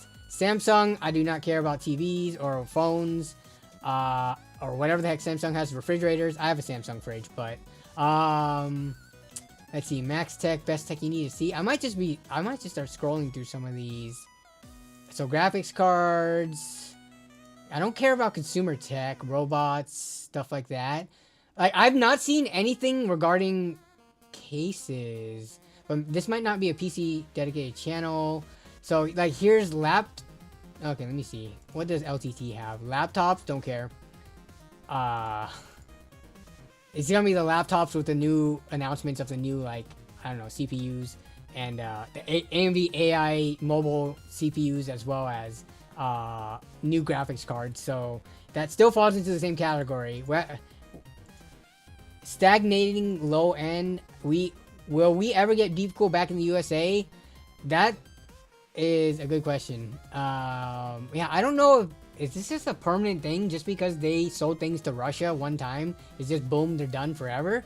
That, I don't know. I like the Thermaltake cases and the AIOs integrating the SWA fans. Thermaltake, let me see if I can bring any of that up. Okay, so Tech Tesseract. They make very nice builds. I need this case. Thermaltake Booth Tour. Okay, let's take a look. Okay, so these cases, oh, okay, this one looks unique. This also I like. Okay. Thermaltake cases. Okay, multiple people are saying Thermaltake cases. Even, let's see. Hello guys, you join us here at CES. Which I will link this, obviously, because I don't ever want to be swiping people's content and stealing views. So definitely if you want to see more, because we're only going to browse through this. At the Thermaltake booth, are you excited to check out all the new stuff? Yeah, of course. Everyone knows that I love Thermaltake. Brittany and They're one of my favorite Josh. brands, so anytime I get a chance to do a booth tour, you know I'm there. And they brought all of the colors as well, which we're going to show you guys. Shall we get into the top? I know who they are, by the way. I'm just saying their names just because I think Brittany, for the most part, did they change their channel name? But they're a couple, which is very cool to see when you see like a couple running a tech channel together. I love seeing that. So I think we'll start off but with okay, let's look at the cases. So this case is kind of like they added a diagonal to an existing case. I don't know all Thermaltake's case names off the top of my head. Forgive me for that. But this is what I used to call and I still will call it, the 3D printer case. It looks like one of those enclosed off 3D printers. We've talked about it on streams multiple times. But this one does look a little different because it looks, the diagonal looks like the addition to it, right? R-Flat even says it looks like a 3D printer. Tower 600 in gravel sand. This one is super cool. This is called Bubble Pink. Really fun colors. You got the combo of the pink and the blue. This one is also very cool. This is light So different green. colors, okay. I think my favorite one out of all of them is actually this. So this is called Future Dusk. And yes, So kind just of different Tower color 600, schemes. and then of course we have the and then they have racing skinnier green that we versions saw on the last side, year it at seems. CES. And you can lay it differently. Okay, let's see if they have any examples Came out a here. couple of months back. Oh, and then you However, got we the do little have some tiny brand 3D new printer colours. with a So single you'll see here we fan have mint strawberry, in the which vertical I don't know about direction. you guys, Okay. but it's kind of giving me like Miami Vice vibes. And then over to the left, we have the new butter caramel. Which is It's interesting how they have all these cases standing next to each other. This yellow In the brown same combo, which actually orientation, looks really good. like, You'll also notice we Why have not matching put some of fans these on as its well. side? Maybe So we have to in watch a little 2025, more. We're gonna have Let's a see. new lineup of David Kim, time to go killer sleep now. chassis, Gotta work matching graveyard shift. fans. All right, have a good Yeah, just night, all looks David. really Thanks for fun, stopping really by cool. and Now, if checking you it want out. something even smaller than the Tower 250, come on Yeah, how did they not lay any of these down? Like, over here, because we let's take a have look. the So these I TR100 like. series. Now, we did These are like NR. I'm just gonna say NR200-esque, but it looks like they might be a little skinnier. These cases at Computex, but we do have 2 new colors. So right here we have the bubble pink. This is Wait, are these not new? Have these been around? freaking adorable. I have to admit, there's so many cases out there. I can't keep up with all of them. This was the TR100. Let me see. Has this something? Because she mentioned 2 new colors, but I don't think this case has existed before, right? Oh no, it has. 7 months ago. No, this was taken from Hardware Connect's thumbnail. Shout out. Image taken. Okay. When was this available though? Small form factor cases. They aren't really. So they. Okay. Sorry, I got mixed up when she said. It made it sound like these are 2 new colors that they have for the existing case, but I think what she was saying is they have 2 new colors and they're available on these brand new cases. And then we have the mint strawberry. Now these cases were designed so that they could fit inside of this luggage right here, and you could take it with you on trips, which would be awesome if we had it for CES this year. Thermaltake, make sure you send us one because we would love one. But it's a really cool concept when you travel a lot and you want to bring a PC to edit videos on or work on. Now you'll also be surprised with how big of a GPU. I like that. I love pop-off panels. I'm so done with thumb screws. You guys know this already. Here. Like, look at that. How compact is or that? Either magnetic or those little those ball nubs. Now, one thing that Thermaltake are known for is their full tower chassis, and we have something new here. This is the View 600, and you can kind of tell this has stolen a bit of inspiration from the Tower series with the angled glass. It's actually angled on both sides as well, which is something that I've not seen before. So, I think my name for these types of cases are fish tank cases, and I think most people call it that, but in case you don't, I will say this case, because the wedge is now smaller, the bigger the wedge, the more fish tank to me. This is because they reduced this right here, this wedge length. It's starting to, go back to more of a traditional rectangle. This height one as well, which is something that I've not seen before. Does not. I mean, I like this more than the height case for sure. Room to do whatever you want really inside this chassis. I wouldn't say that's basically the height Y60. Let me pull up the height Y60 and we can try to point out some things about them. So height Y60 doesn't have a power supply basement for one. So they do it in the backside. They do have room for fans on the bottom, but that's about it. This looks like a full power supply basement. So power supply, if I had to guess just by looking at this, the depth down here, you put the power supply back here and not behind the motherboard tray. So what you get is a more traditional tower that is not as wide, right? For me, like, the footprint makes a big difference because that's how much desk space it takes up. A case can be as tall as it wants. No one really cares because you don't use space above your PC for the most part. Unless you put it under your desk, then you might hit your tabletop. But yeah, for me, getting it narrower and just putting the power supply below, I would prefer that design, which is kind of why I like dual chamber cases. I like them, but I guess maybe not when it looks like a freaking fish tank. Like, as you can see, I have a gigantic case back here, which I love. And it goes against some of my preferred design principles, but yeah, maybe it's just this fish tank. But I do like these Thermaltake ones. I wonder how much they're gonna cost.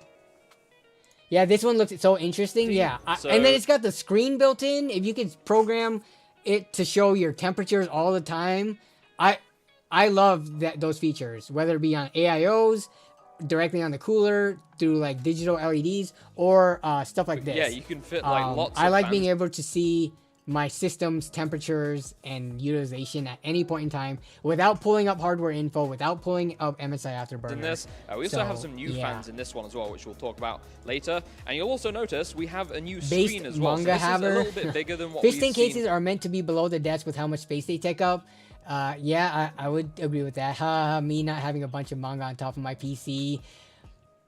Thermaltake do before. But even if you did, having this height case Well, I guess this one looks like it might not be a flat top, but imagine if this was a flat top. The added height from this, for how much width you reduce it by, you could still have your manga figures and anime figures or whatever the heck you want, your weeb stuff on top of it, right? You don't need something this wide of a base. So yeah, but anyways, actually let's see. Okay, curved glass. 90. So this thing, again, this is something that I will say, for some reason, with that Montech King case, I was not a fan of the curve. Remember, the curve was along this edge, but now for some reason, Thermaltake curving on this top edge actually curves. I think this looks cooler. Like, let me bring up, what is it, the Montech King case. Yeah, for some reason, I never was really on board with the Montech King when the curve was along this face. But for some reason, when I see this, so I like this way more than I like this. They're very similar concepts. I don't know. Does anyone agree or disagree? Let me know in the chat, because this to me is like a way cleaner design for some reason.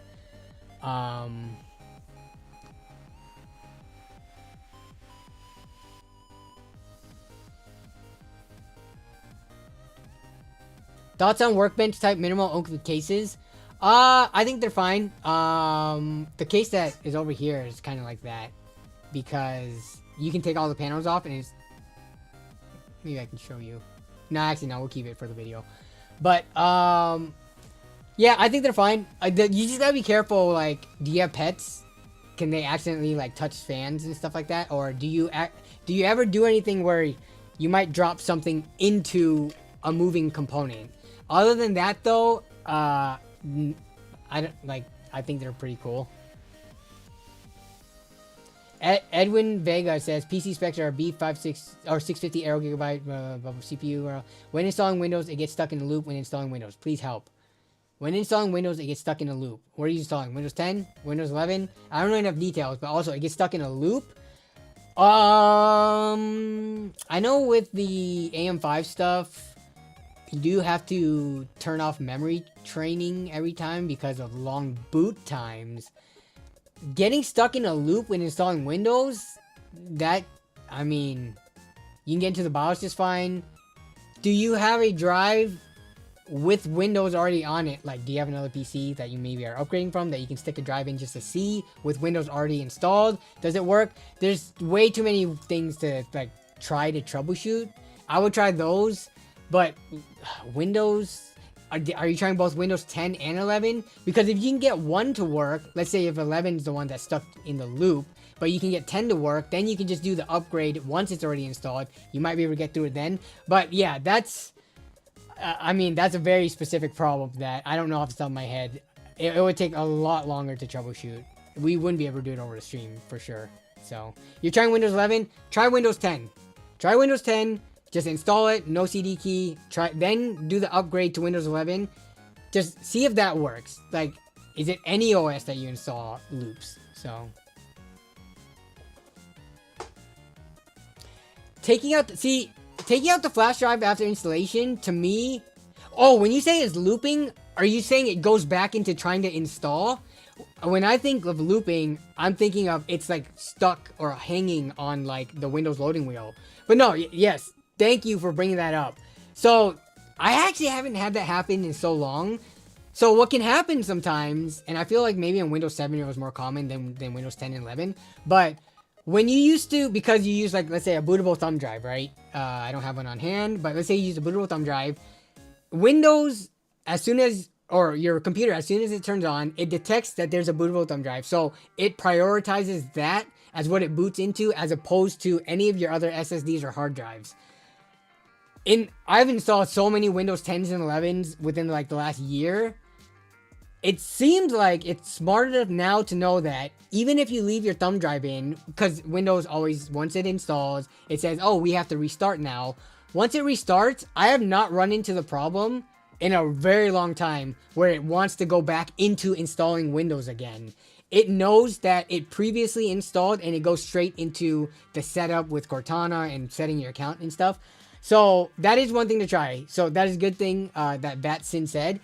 After it installs and it says we need to reboot, and then it restarts, pull your bootable thumb drive. If that doesn't work, then I would try the Windows 10 thing. Because yeah, this isn't a problem that without it in front of me, I can't help or give too many suggestions. So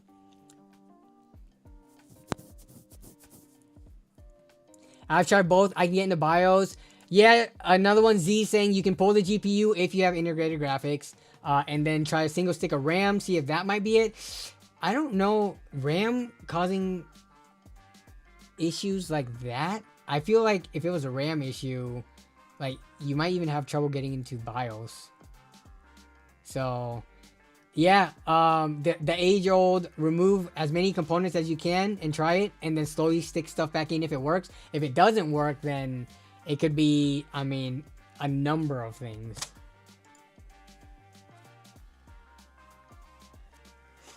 But yeah, okay, I didn't even read people's comments. That design is by far better, says Daniel Hulan. Imagine how it would be to build in.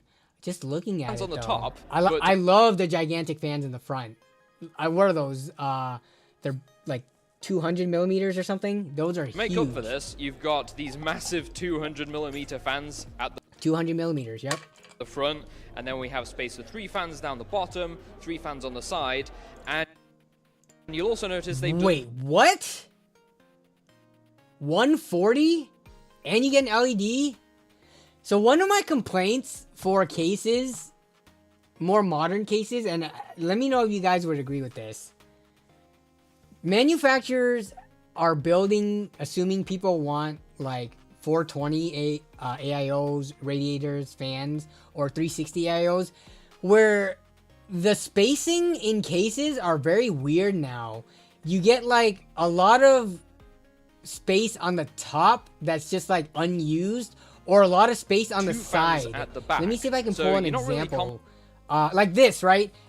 If this wasn't here, and this is a more premium case, so I know it's a different example, but if this wasn't here, there are cases that do not even have ventilation on the side that have this big of a distance between where the motherboard ends to where the front fans are. And the Fantex case was the biggest example of this that I saw. Let me see if I can find a side profile of this with parts in it. Yeah, look at this. This, when I built in this, even though it was a nice case, and you know, they sent it over and I used it on a project to upgrade an old build. Look at this case. This is a budget. I don't remember what the MSRP on this one is, but it's a budget case. I think it was like 60 or 70 bucks. Budget case. What is this? There's not even ventilation for like to put fans on this surface. Look at the, like, even if you do fill it up with a fan and a radiator, it's, you know why they have this, right? It's because of this up here. If somebody wanted, they're building to people who aren't even going to utilize the cases like this. Like, this is a budget case. You're likely going to put like some Thermalright air cooler in it, or maybe what's it called? A 240, maybe a 280 AIO. I guess this one, I don't think they support 280. It was only 120 millimeter fans. But they're like, okay, let's just build it big enough so that if people want, they can put 360 AIOs for a budget case that most people would probably use for a mid-range build that doesn't even need this overkill cooling. So then you end up with this weird-ass space in the front that makes your build look kind of stupid. I understand, yes, you're right. There is some GPU space consideration that needs to be, you know, thought about.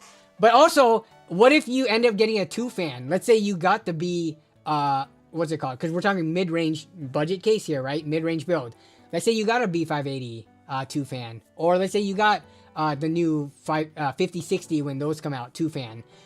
Like, I understand there are bigger cases that are meant to serve that. But when you put, because that's what I did. I did not have, I built in this case. This is when I did my friend's upgrade. There was a 240 AIO in it, which only came up to here. But the card was is an Asus Strix GTX 970. So it was a 2-fan, not a huge card. I just felt like the front space of the PC felt so awkwardly empty and barren. So yeah, I don't know. That's just my thoughts. So this Fantex isn't the only one that does this. Every case manufacturer in their budget entry-level cases are doing this. They're designing for the 360, 420 AIOs, and then they're leaving these weird-ass gaps that when you do end up filling it with mid-range hardware, looks so bad in my opinion. But when they do this, I think it's fine because then you fill it with fans, their side intake, etc. Despite the awesome looks, and as you can see, this actually has back connect. That's when you get your anime figure. You're right, Legends cool. That's where you put your Pop Funkos and your anime figures in that weird space. But for those of people who aren't into that, then it looks bad. Do people sell dust filters that you magnetic stick into a case? I'm pretty sure you can make one yourself. You could buy like dust filtery sheets, cut it to size, and buy thin magnets. You probably don't want to know the price of how much someone who puts these together would sell it for versus DIY. It would probably be on the order of 20 to 30 bucks. And depending on the price of your case, why not just, you know, I don't know of any specific person, but if you went to Etsy or like looked for custom one, anything custom ever is very expensive if you don't DIY. Unfortunately, that's just, you know, people give you the what's it called, go away price. Here's the price to make you go away, and if you're wanting to pay for it, then it will be worth my time and effort. But compatibility as well if you want to use like Project Zero. Amazon sells kits for magnetic screens. Yeah, so do that. So, DIY. Really even then, I don't imagine it'd be that cheap. Now, if you guys remember last year, we spoke to Tim, who is an awesome PC. Okay, so those are the cases. This case, not too interested in that. And like, very, I mean, hardline cooling and very. This is very niche in my opinion. So this is all Thermaltake, we have for hard drives 100 pedestal down here, and if we open this thing up, you can see just how crazy it is. So we've got two massive GPUs in here. And look how much room we have for hard drive storage. If you open up the bottom, you can see here we have even more room. Yeah, it's just an absolutely crazy case. You could do a lot of stuff in this, and you can actually remove everything as well. So if you wanted to do like a crazy loop in here, but as you can see, this is filled immersion cooling. As you can see, this is filled full of liquid to cool the whole thing. And what is most impressive is the temperatures. You can see on here, we're actually pulling 400 watts on the CPU and 356 watts on the GPU. Check out these temps. We got 65 and 74 on the GPU. Absolutely crazy. And I've been told that this liquid is very expensive. And as you can imagine, the whole thing is extremely heavy. Yeah, because that's not moving like mineral oil. That's moving, the viscosity looks closer to water. Because like with the mineral oil, let me see, was that fan spinning? On the GPU, absolutely crazy. And I've been told that this liquid is very expensive. And as you can imagine, the whole thing, what graphics card is that? Can we see a closer up of that? Yes, just so if you want to, I have to just show you guys this. So this is the iX600. Can you guys tell? It looks like the fan is spinning, right? In the liquid? Which ideally it would be because, I mean, you could consider air like a fluid, right? So, yeah, you still would want to be moving and propelling whatever medium used for cooling in through. So yeah, just having it sit stagnant wouldn't be helpful. I guess unless you have some kind of airflow thing set up, or not liquid flow thing set up. But yeah, it looks like the fans are spinning while completely submerged, not mineral oil. It looks a lot thinner in terms of viscosity. To cool the whole thing. Interesting. It's not water. They said it was an expensive liquid, but it seems like they didn't give them the details as to what it was. What is this showcasing? It's showcasing their immersion cooling case, where everything is submerged in the liquid for more extreme, temperature improvements. You can see on here, we're actually pulling. Insane if you could put a catfish in there.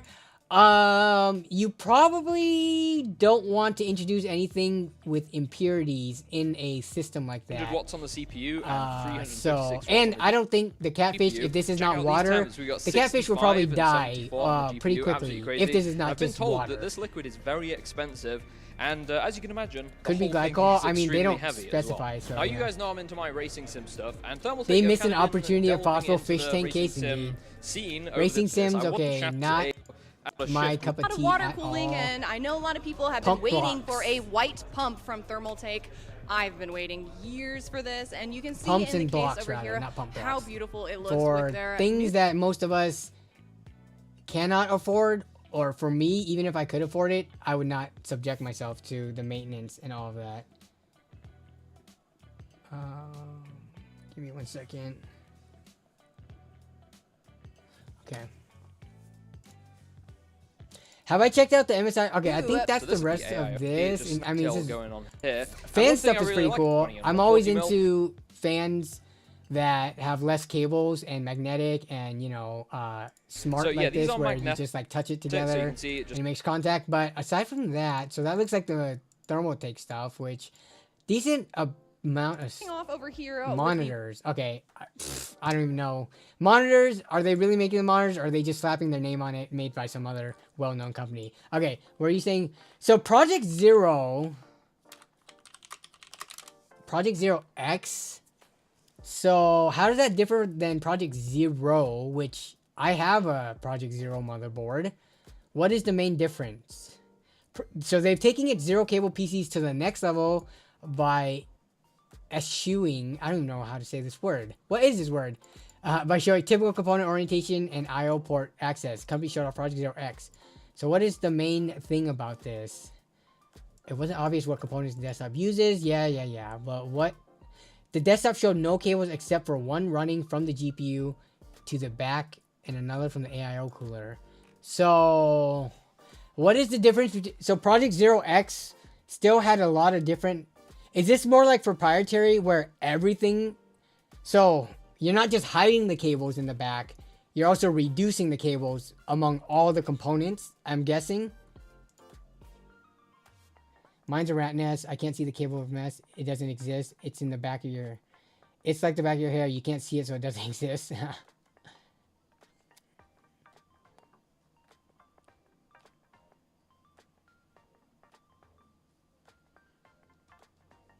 So from what I'm taking away from it, just based on reading this description, so their goal is not only just to... So original Project Zero was take headers that are normally on the front of the motherboard, put them in the back.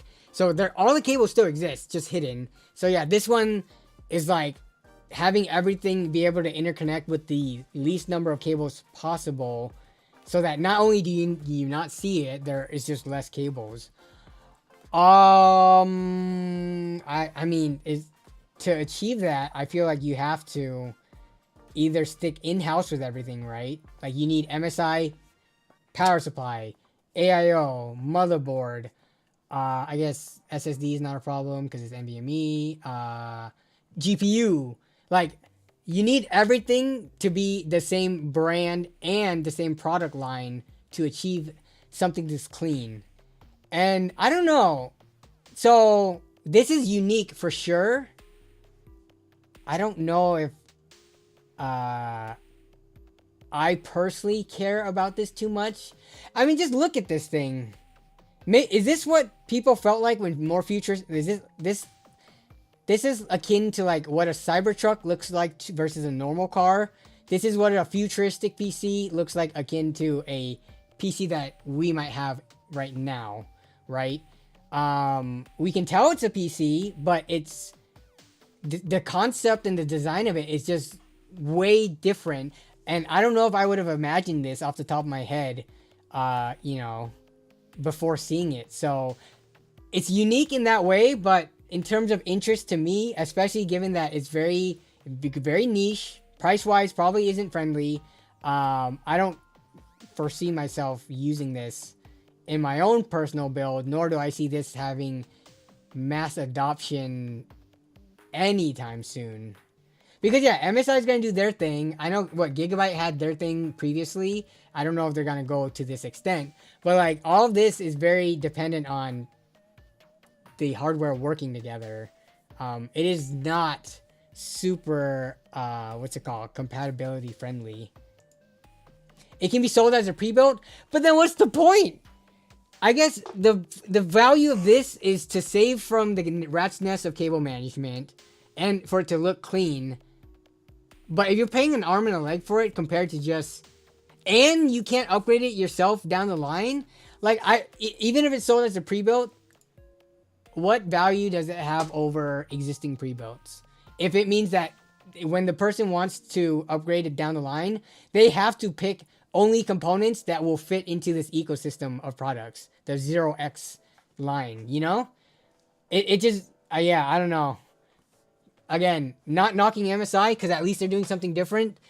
In terms of mass adoption, I'm not really seeing it. And, yeah. It doesn't get me excited, I guess. Is the IO shield in the back for this one? Yeah, that's interesting. Let me see if I can find a video on it. There it is. Project 0X. PC Hi, Mag. this is John Bjork from PC Mag. I'm here at MSI's booth at CES. What we have here is I feel like, no, okay, so I guess it depends on what we're talking about when it comes to pre-builds. I mean, aside from the major, like, Dell, Lenovo, I don't know, Acer, whatever. Those ones, yeah, they make pre-builds that aren't really upgradable. But everybody else make, like, CyberPower, iBuyPower, NZXT, Skytech, a billion of other more smaller boutique ones. You know, what Artesian Builds was, Power GPU, was Alexander Builds. So many of those do make them upgradable because they do use off-the-shelf parts. So I wouldn't lump pre-builds into what Dell and them do. Yeah, when I think pre-builds, I don't think of a Dell pre-build or Alienware pre-build. I think of one that's built as if, you know, me or you built it. But let's take a look at this. Someone asked about the IO. Now, ecosystem that lets you build. So this was Project Zero, which we've talked about. I have this board, I think, this exact board. And that's where, you know, your front panel headers down here, your USB 3, your CPU, your 24 pin, all that goes in the back. Visible cables, or very few visible cables. Now, what cables anywhere? Let's take a look at this one. And as a matter of fact, you don't even see any PCB or circuits or anything that looks like a computer here. Just lots of really, really trim metal. So what's going on with Project Zero X? Let's turn it around. So, okay, here's the IO. It's not even on the traditional back. It is technically on the back if you consider this side of the front, but it's not traditionally on, I guess, the side back. How do you? I don't know how to categorize or to name that, but it is on. I don't know how I feel about this. This seems weird. It is on the biggest panel. Awkwardly in the middle, kind of. How do you place this on your desk without it being kind of weird with the I guess you can just run it straight angled down, but I think this is, I'm seeing this for the first time, by the way, so obviously my impressions and reactions are going to be maybe more extreme or like confused, but my first impressions is I'm not liking this. Like, I would imagine maybe if this was placed horizontally, where this, you see this square or this rectangle sideways in the bottom corner, but to place it right in the middle vertically, that feels like a weird thing to me. I don't know. I feel like just dead center is just a little odd. Wall mount, does it come with the spinny thing here? No, it probably doesn't come with the spinning base. It also confused me because where I was working boarding and local gangland. Oh, never mind, you're talking about something else.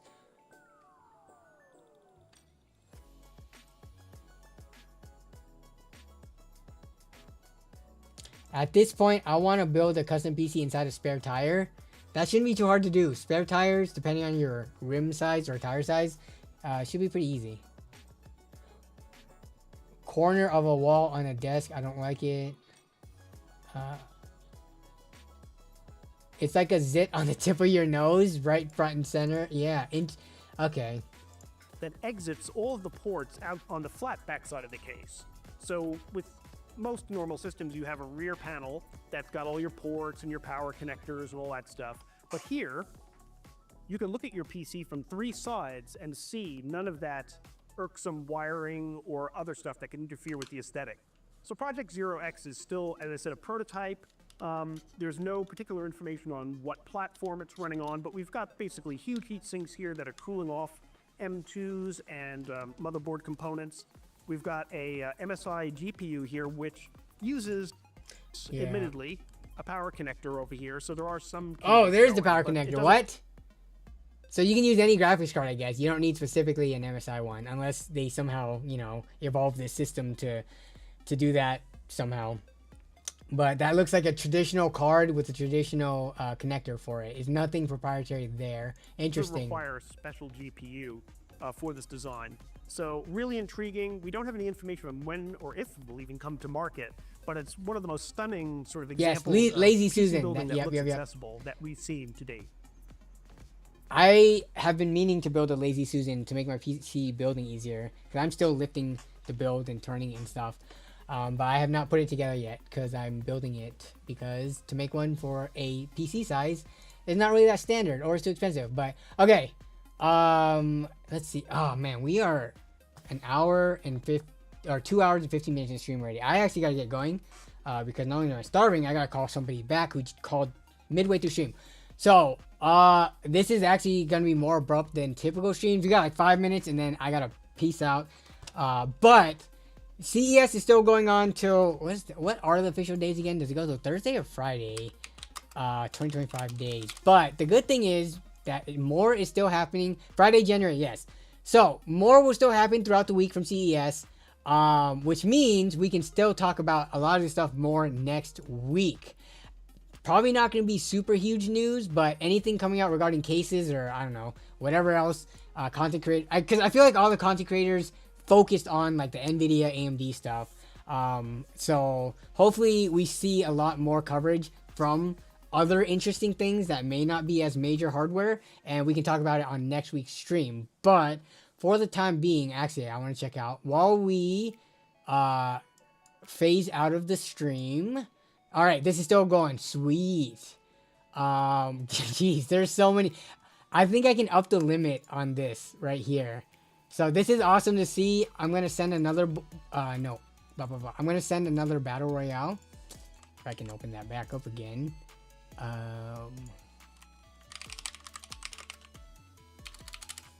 Let me pull that back up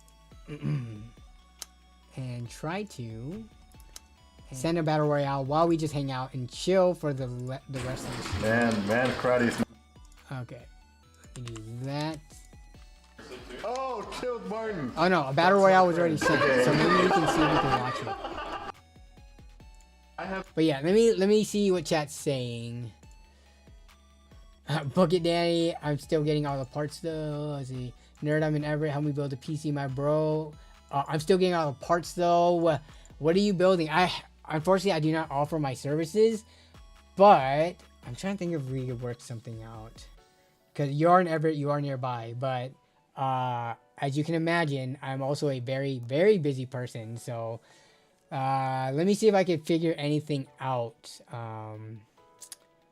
Let's see. But yeah, get all your parts first and then we'll talk. Potentially. Don't hold me to anything though, because I can't make promises.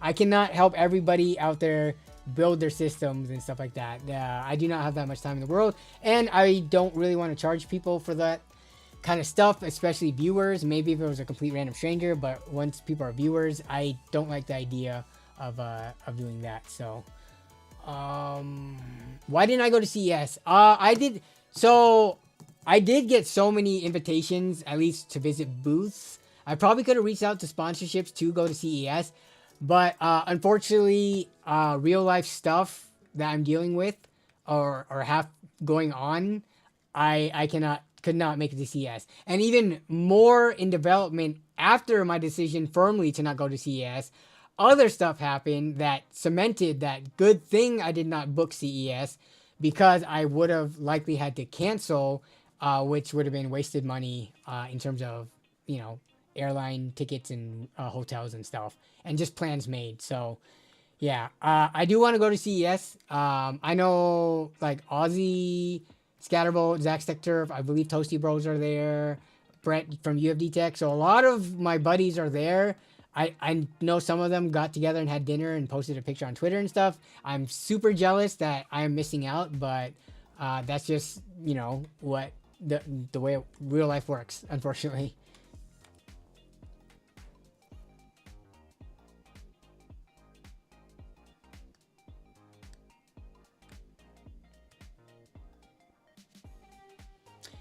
Mike Brazone says, I've been watching show broadcasts all day, and I work on worldwide channel dedicated GPU availability, supply, and sales data, which you will be posting on Seeking Alpha. And I think those Seeking Alpha articles are free to access, right? So when you get that out, we can pull it up on stream as well, Mike. Even though I feel like a lot of us, myself included, might be looking at jargon and not understand a lot of it. But I'd be down to pull it up, and if you're here in the chat and going through it with us, we might be able to understand a lot more. But yeah, for sure. When do you think you'll have that out by?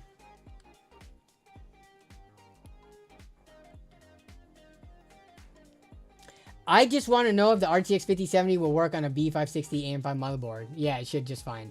No reason it would not. Yeah.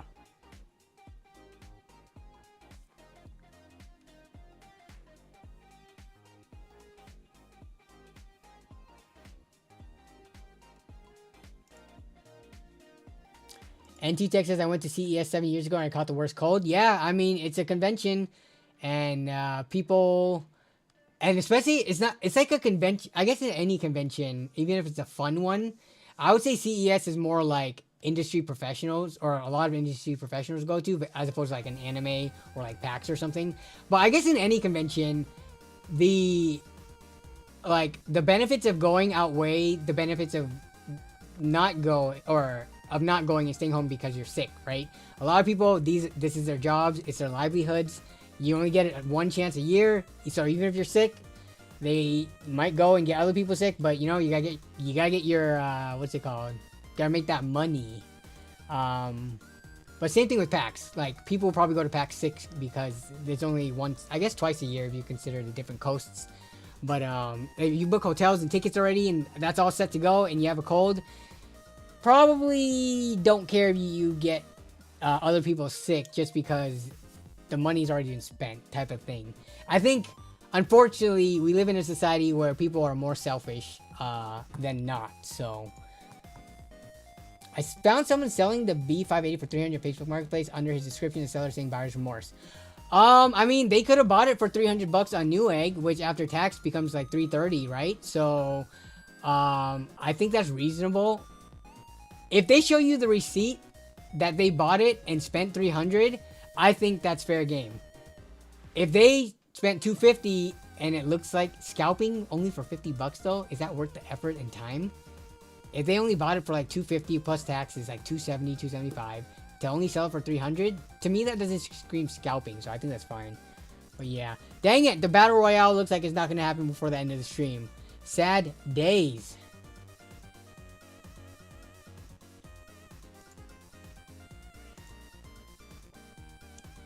I used to go to CES all the time, but it got repetitive. What's the cost to go to CES? Also, since I've never been to CES, does media get like free badges, or do they still have to pay?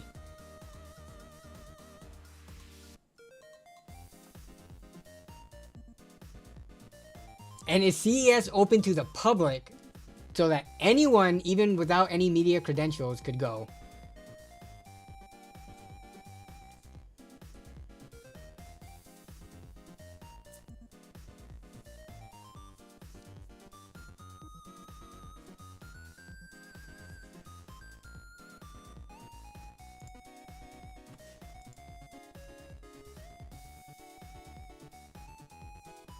Back when I went, I recall it was $40 and we were using our business license to get the tickets. Yeah, see, the whole open to the public thing, that is what I'm not sure about, because I mean, anyone here gone to CES? The only people I've known that has ever talked about going to CES were either content creators or were able to pass off as some, like, use their business or something. I don't know of anyone. I don't know about media stuff because we didn't know anyone that did it. I think it's over. Yeah, so I would need to look into that more. But for me, it shouldn't be an issue. It's pretty easy to get media credentials to get into CES, or at least to register for it. Whether it's free or not for press, I don't know. But yeah.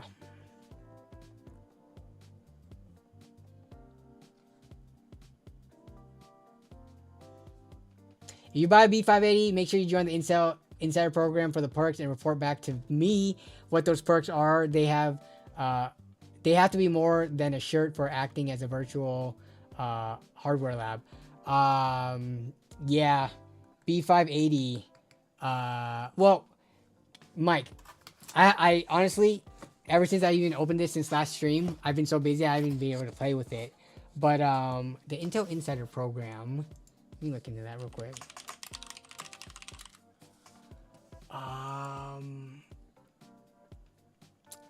If that's just the access to advanced press material, I may already have that. But if it's something else that you have to sign up for, I have to look into that a little bit more.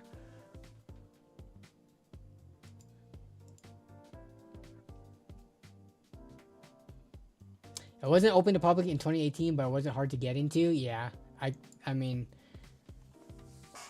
I could see that. It's like for packs and stuff, to get a media badge is not difficult at all.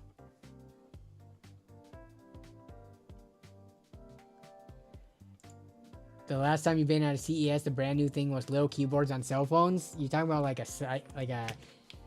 Sidekick, whatever brand that phone was from. But okay, we are well beyond what I said I would stay for. So, good stream. Thanks for everyone who showed up and just kept the chat lively as heck. I was having trouble keeping up with everything today. So, I'm trying to get this video out this week, but I also have a sponsor that I need to get done and approval for. So, this might not release until mid next week, but we'll see on that build sitting back there. But yeah,